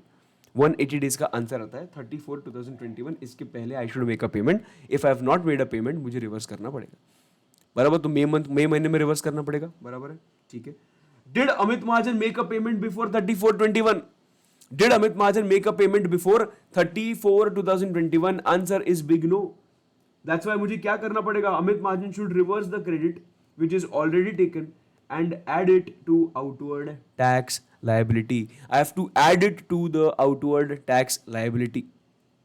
प्लीज समझना एक बात, मैं मुझे क्या करना पड़ेगा? Amit Mahajan should reverse the credit already taken and add it to the outward tax liability, which means मेरे मई महीने में जो भी रिटर्न भरूंगा तभी मुझे क्या करना पड़ेगा? जो मैंने 18,000 का आईटीसी लिया है वो 18,000 का आईटीसी रिवर्स करना पड़ेगा। सर रिवर्सल का मतलब क्या? रिवर्सल का मतलब मेरे आउटवर्ड टैक्स लाइबिलिटी में ऐड करना चाहिए, क्योंकि मैंने क्या किया है? अवेल कर दिया, यूटिलाइज कर दिया, सब कुछ कर दिया।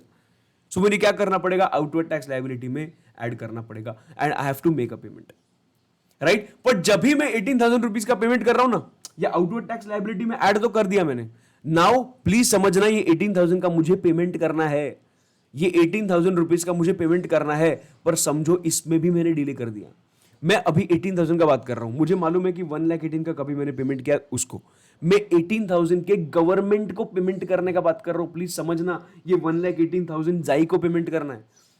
अभी 18,000 जो गवर्नमेंट को पेमेंट कर रहा है, क्यों कर रहा हूं? बिकॉज मैंने 18,000 ऑलरेडी क्लेम कर दिया है, गलत गलत गवर्नमेंट को मैंने कम पे किया है, इसकी वजह से वो 18,000 को नलिफाई करना है, तो मैं वो ट्रांजैक्शन कर रहा हूं, मैं कुछ एक्स्ट्रा पे नहीं कर रहा हूं। I have already taken the benefit of 18,000 which I should not have taken.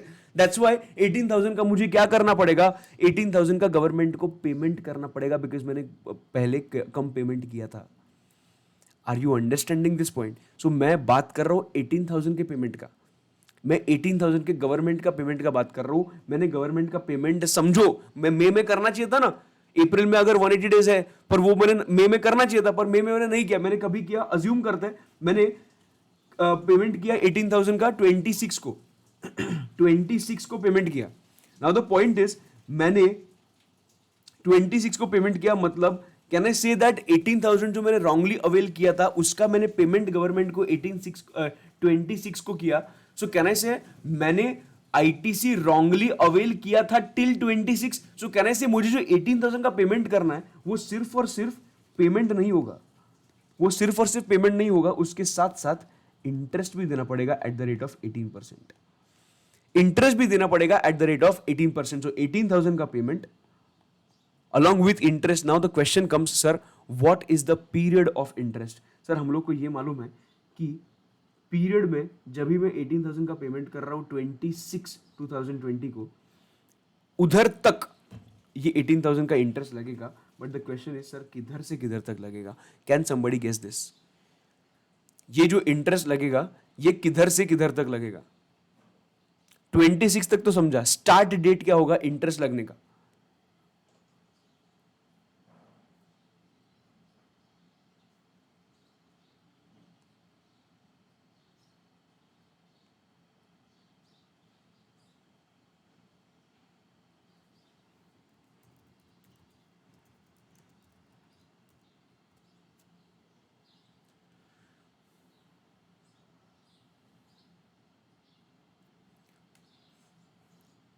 Arundhati perfect,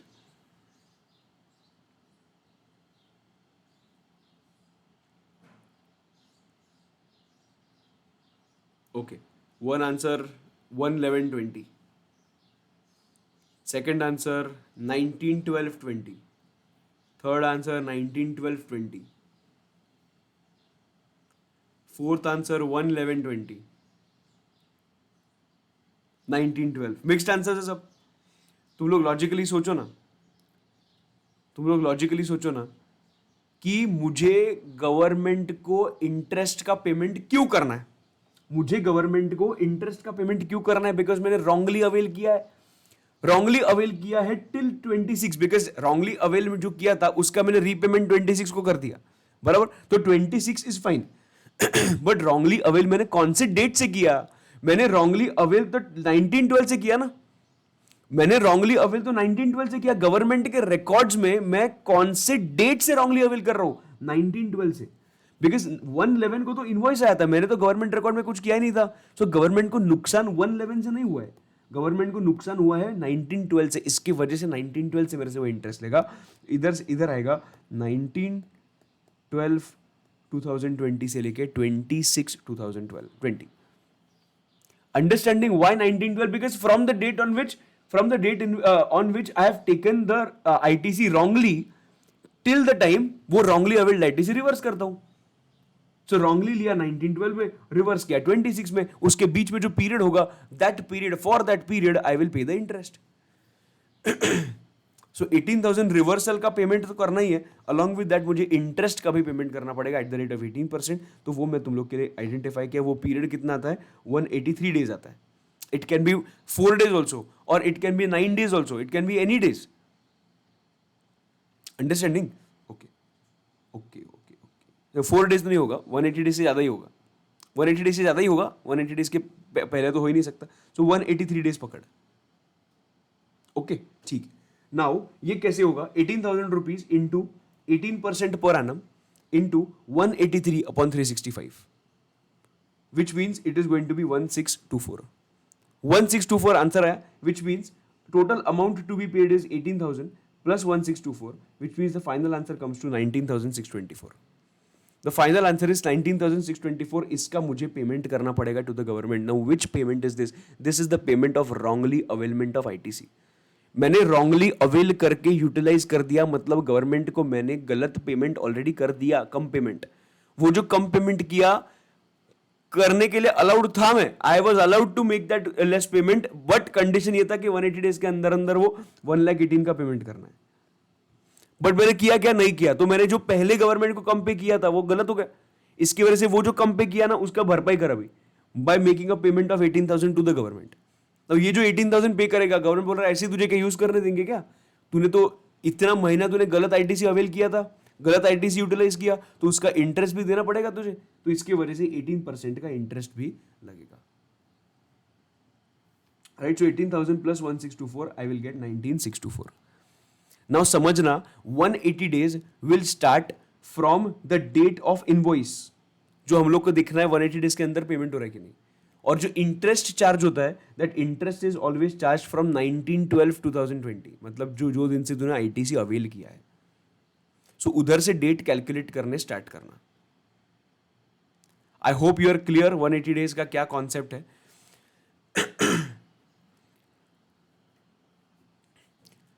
सब लोगों को समझा क्या कि क्या है 180 डेज का कॉन्सेप्ट? मैं तुम लोग को ना वापस एक बार एक्सप्लेन करने वाला हूं. यही एक कॉन्सेप्ट. देखो 180 डेज का कॉन्सेप्ट क्या है कि there are two parties, one is Jai and second one is Amit.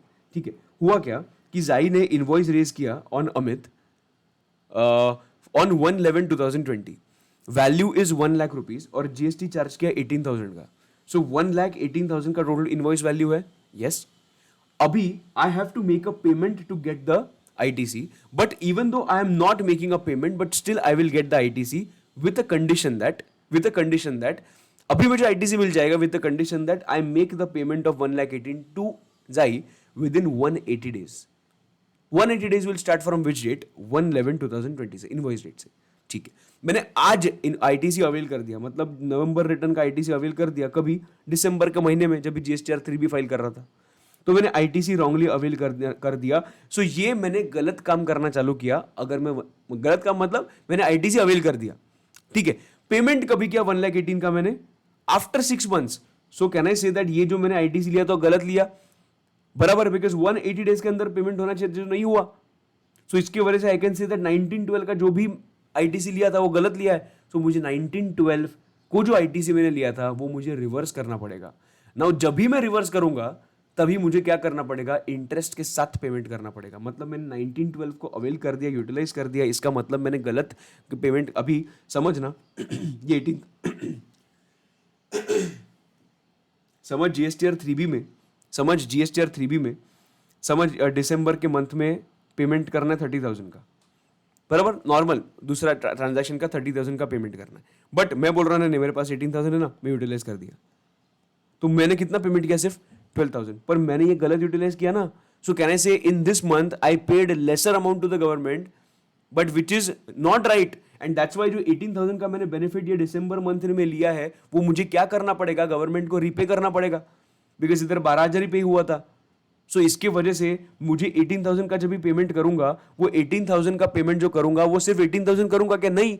सो कहने से गवर्नमेंट के पास कम पैसा गया है from 1912-2020 till you actually make a payment of this 18,000, right? तो इसकी वजह से 1912 से लेके till the time you make a payment in our example 26।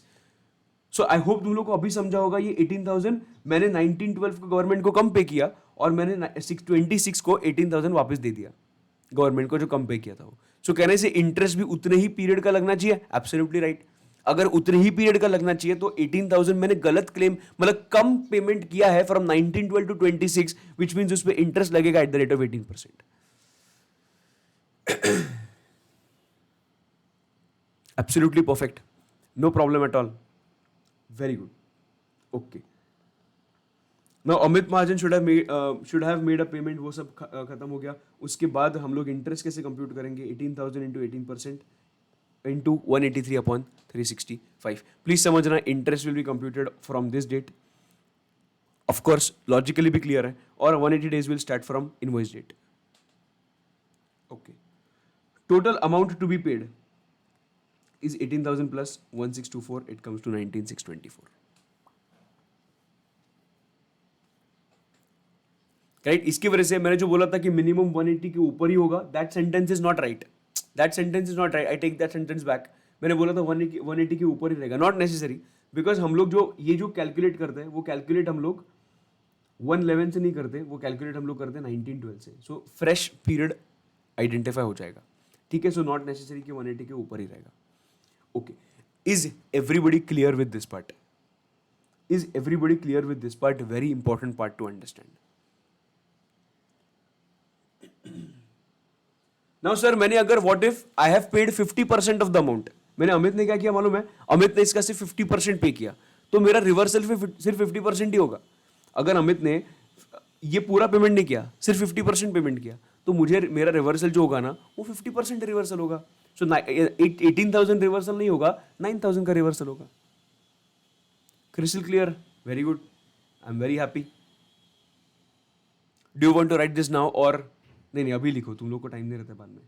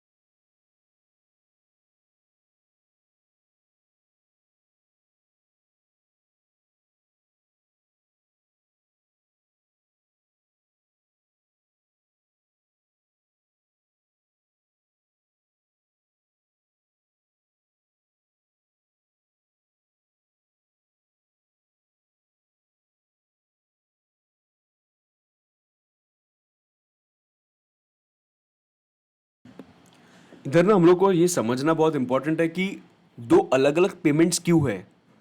Now ये that 1.18 lakhs is a different payment which I have to make to the supplier, and that 18,000 का जो payment government को करना है वो क्यों गवर्नमेंट को पेमेंट कर रहा हूँ, because I have paid less to the government in December. That's why वो उसका भरपाई कर रहा हूँ बेसिकली. मैं एक्स्ट्रा पेमेंट नहीं कर रहा हूँ. मैं जो गलत लिया था उसका ही जिस मैंने सेट ऑफ कर रहा हूँ गवर्नमेंट के साथ. वही बात है, वो समझना एक, क्योंकि लोगों को इसमें कंफ्यूजन होती है, दो दो पेमेंट क्यों कर रहे हो सर. 1.18 तो देना ही है, वो तो सप्लायर को देना है, बट 18,000 क्यों देना है, बिकॉज मैंने गलत पे किया था, इसकी वजह से गलत यूटिलाइज किया था, इसकी वजह से.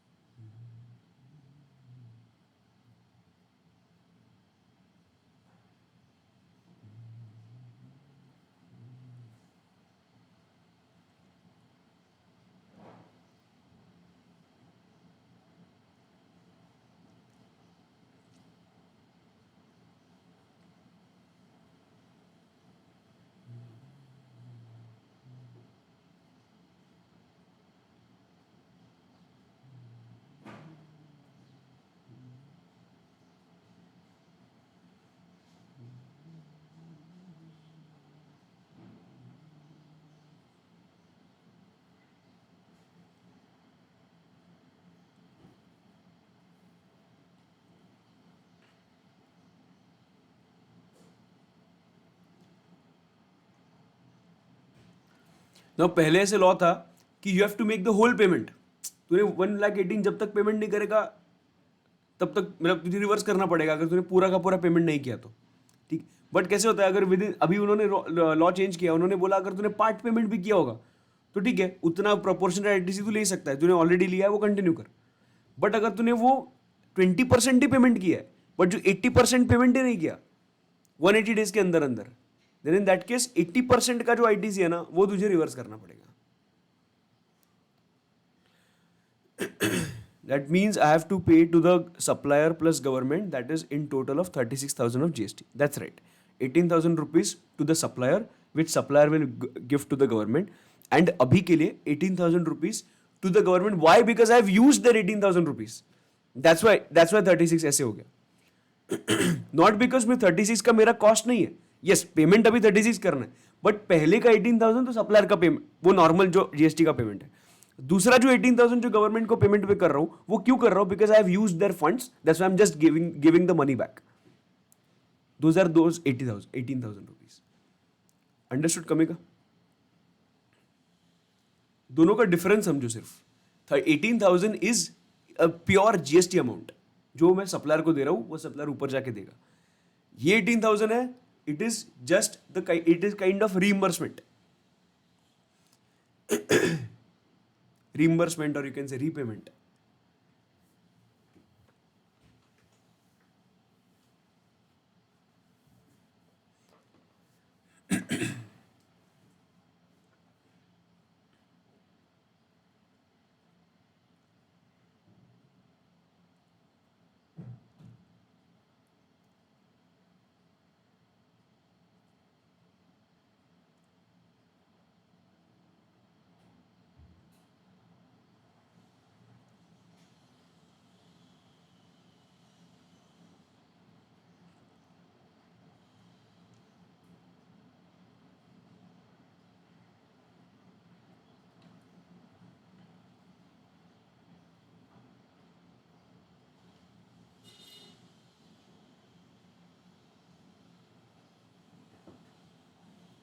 Yes, now there is one more point कि सर जब भी मैं 18,000 रुपीज, मतलब जो, एक मिनट सिर्फ दिखा दो एक चीज. Sir whenever I will make a payment of this 1,18,000 to जाई, एंड वेन जाई will make a payment to the government, कह रहे से तभी मुझे आईटीसी 18,000 का मिलना चाहिए. यस, तभी तो हक का आईटीसी है भाई मेरा. वो तो मेरा हक का आईटीसी है, बिकॉज मेरे आईटीसी जब ये तो जीएसटी मैंने गवर्नमेंट को पे किया है. अंडरस्टैंडिंग? सो तभी एक बार मैं पेमेंट कर दूंगा ना, तो जो रिवर्सल का आईटीसी है, देखो पहले मैंने आईटीसी लिया, आईटीसी लेने एक देखो आईटीसी लिया, आईटीसी लेने के बाद गवर्नमेंट ने कंडीशन डाला कि you have to make a payment of 1,18,000 to the government within 180 days. तो मैंने तो नहीं किया, सो मैंने नहीं किया वो 1 लाख, सो मैंने जो नहीं किया इसकी वजह से जो 18,000 का आईटीसी लिया था मैंने क्या किया, वो रिवर्स कर दिया। ठीक है, तो अभी अभी नलीफाई हो गया। अभी ये जो नलीफाई हो गया, ये क्यों नलीफाई हो? बिकॉज पेमेंट नहीं किया।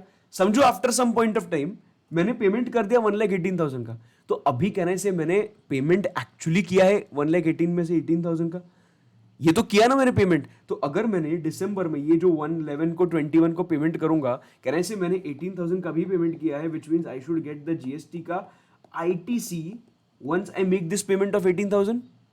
यस, सो इसकी वजह से ये जो 18,000 का मैं पेमेंट करूंगा 11121 में, तभी I will be able to re avail that credit, I will be able to re avail that credit. Okay, तभी तो मिल ही जाएगा। सो जब भी मैं पेमेंट करूंगा तभी मिल जाएगा। दूसरा 18,000 क्या बोले, देखो ये जो अभी कमिका का डाउट था कि सर 36,000 अगर होगा, मुझे 36,000 का पेमेंट करना पड़ेगा ना, उसका क्वेश्चन था टोटल, अभी नहीं टोटल बोल रहा हूं।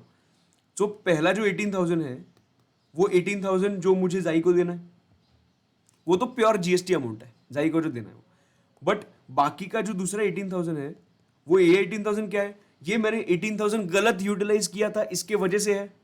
जो मुझे क्या करना है, गवर्नमेंट को देना है। मैंने इधर एग्जांपल वही तो दिया, मैंने दिसंबर मंथ में ये 18,000 का आईटीसी लिया, बट मेरे ऊपर कंडीशन क्या था, I should make a payment with in 180 days. But मैंने अज्यूम किया कि हाँ ठीक है 180 डेज में पेमेंट कर दूंगा। तो दिसंबर मंथ ने जब अवेल किया, तभी एक्चुअल लायबिलिटी कितना था मेरा, 30,000। बट मैंने अवेल करके यूटिलाइज कर दिया 18,000 जो मैंने आईटीसी लिया था। यस, मैं आईटीसी ले लिया, उसकी वजह से can I say in the month of दिसंबर जब मैंने ये रिटर्न फाइल किया, तभी मैंने सिर्फ 12,000 का पेमेंट किया, जिधर कितना करना चाहिए था 30 का। क्यों? बिकॉज 18,000 मैंने आईटीसी लिया। अभी पॉइंट समझो, ये 18,000 मैं एक्चुअली कभी ले सकता हूं, जब भी मैं ये 180 डेज में पेमेंट करता हूं, किसका, 1.18 लाख का। पर मैंने किया है क्या? नहीं किया है। सो इसकी वजह से can I say from the month of December, from this date मैंने 12,000 का पेमेंट किया, where I should have made a payment of 30,000। Now I can say that because I know कि ये 180 डेज में पेमेंट नहीं किया था। सो कैन आई से मैंने गवर्नमेंट को कम पे किया फ्रॉम 19, 12, 20 बराबर। ये अभी कैन आई से दैट अगर मैंने गवर्नमेंट को कम पे किया तो मुझे गवर्नमेंट को वापस 18,000 देना पड़ेगा, बिकॉज मैंने कम पे किया और कंडीशन सेटिस्फाई नहीं हुआ। सो 18,000 का मुझे रिवर्सल करना पड़ेगा, इसका मतलब 18,000 का मुझे आउटवर्ड टैक्स लायबिलिटी में ऐड करना पड़ेगा। सो 18,000 का पेमेंट तो करना पड़ेगा ना, अलॉन्ग विद इंटरेस्ट। सो इधर जो दूसरा 18,000 है ना, ये दूसरा 18,000 जो है, ये 18,000 मेरे भरपाई का 18,000 है प्लस इंटरेस्ट। ये 18,000 मुझे जाई को देना है, और ये 18,000 मैंने जो गलत अवेल किया था उसका जो रीपेमेंट है वो है प्लस इंटरेस्ट।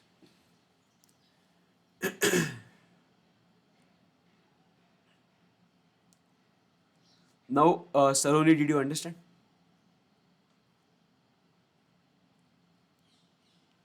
ये हो रहा है नेक्स्ट ईयर के नवंबर में, ये 1/11/21 को 1/11/20 कौन से, हाँ 1/11/21 को हो रहा है। और ये अपने एग्जाम्पल में कभी हो रहा है, 26 का कुछ बात किया था ना, 26/21। That is first I availed 18,000 but didn't make payment of invoice. First I availed it but didn't make payment of invoice. So I have to reverse 18,000 with interest. Then I paid to supplier. I got the creditor. So net. So I got credit.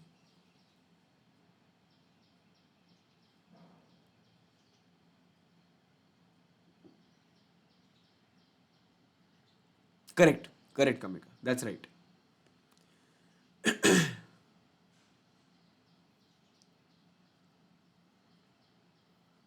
वही तो बात है ना, interest ही extra लगेगा मुझे। जब भी payment करूंगा तभी तो मुझे आईटीसी मिलना ही चाहिए, बिकॉज वो तो क्या 1/11/21 को पेमेंट किया, तो मुझे अभी के अभी पेमेंट करने का भी उनके पास वो लोग ऑप्शन दे रहे थे, पर मैं ऑप्शन का कंडीशन सेटिस्फाई नहीं किया।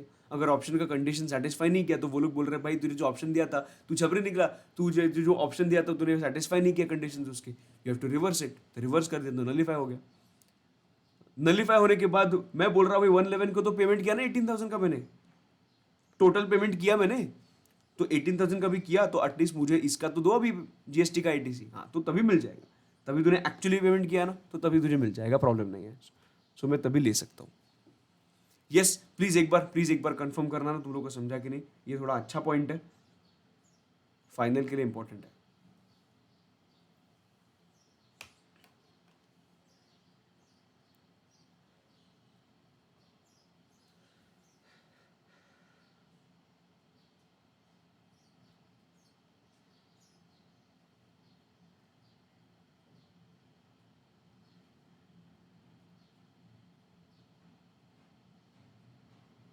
परफेक्ट।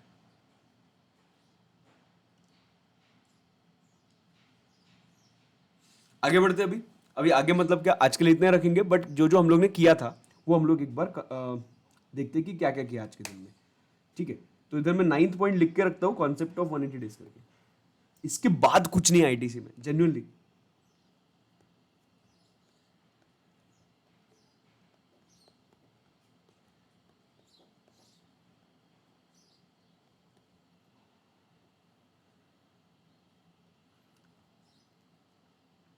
देखो, सबसे पहले कंडीशंस फॉर क्लेमिंग आईटीसी में देखा I have to take the registration.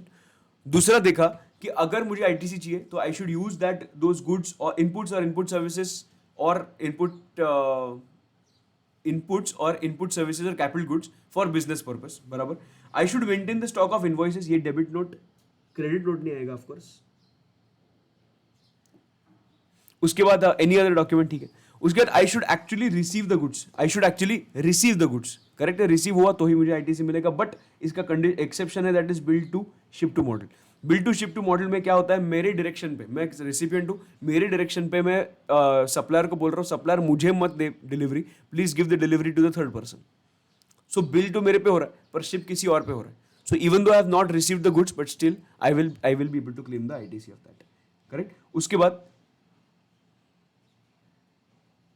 हाँ एग्जैक्ट 180th डे पे पेमेंट किया तो चल देगा, no problem. Amount of GST has to be paid by the supplier to the government, ये भी एक बात है कि ये जो बंदा है बी, उसको आईटीसी कभी मिलेगा, when 10,000 is paid to A and A has paid to the government. उसके बाद जीएसटीआर 3 भी मैंने भरना चाहिए, अगर मैंने जीएसटीआर 3 भरा तो ही मुझे आईटीसी मिलेगा। अभी थोड़ा पीछे आता है, जीएसटीआर 3 भी भरने के लिए मेरे जीएसटीआर 2 भी में आना चाहिए, मेरे जीएसटीआर 2 भी में आने के लिए उसने जीएसटीआर 1 भरना चाहिए, perfect. If ITC is not getting reflected in my GSTR 2 I cannot claim the ITC. And the next point is goods received in lots के केस में, जब लास्ट लॉट रिसीव होता है तभी मुझे क्या मिलता है, आईटीसी मिलता है। And the next concept we saw that is 180 days. Crystal clear concept हुए कि नहीं, ऐसे ही हम लोग आईटीसी का पूरा पॉइंट करेंगे, because ITC is the most important topic which you get everywhere. And that's why हम लोग ने, I tried my level best to make it very simple for you. आगे भी जो पॉइंट्स आएंगे वो हम लोग बहुत सारे चार्ट्स और वो सब ड्रॉ करेंगे, बहुत ईजी लगेगा तुम लोग को आईटीसी। जस्ट एक ये 180 डेज का कॉन्सेप्ट है, थोड़ा सा दिमाग खाता है, उसके बाद एक सेक्शन नंबर 18 में कॉन्सेप्ट है वो दिमाग खाता है, और बाकी ठीक है, मेरे हिसाब से तुम लोग मैनेज बाकी कर सकते हो, राइट। बट आज के लिए आई होप तुम लोग को समझा होगा, आज के लिए हम लोग इतना ही रखते हैं। Tomorrow we will meet for the next lecture of ITC. Tomorrow again 7:50 AM will meet and will finish, और the lectures will be in the morning. Saturday Sunday का देखते हैं, संडे तो डेफिनेटली नहीं होगा, सैटरडे का देखते हैं कितना पोर्शन हुआ है, उसके बेसिस पे विल डिसाइड कि क्या करना है, ठीक है, नो प्रॉब्लम। चलो आज के लिए इतना ही, that's it for today, I will see tomorrow. और yes one more thing, audio revisions में ऑलरेडी डाल रहा हूँ, ऑडियो रिविजन आज भी मैं डालूंगा, तो टेलीग्राम पे एक्टिव रहना, ठीक है। चलो bye bye, see you, take care, I will see you tomorrow at 7:15 AM। Bye bye, doubts होंगे तो पूछना प्लीज, बाय बाय।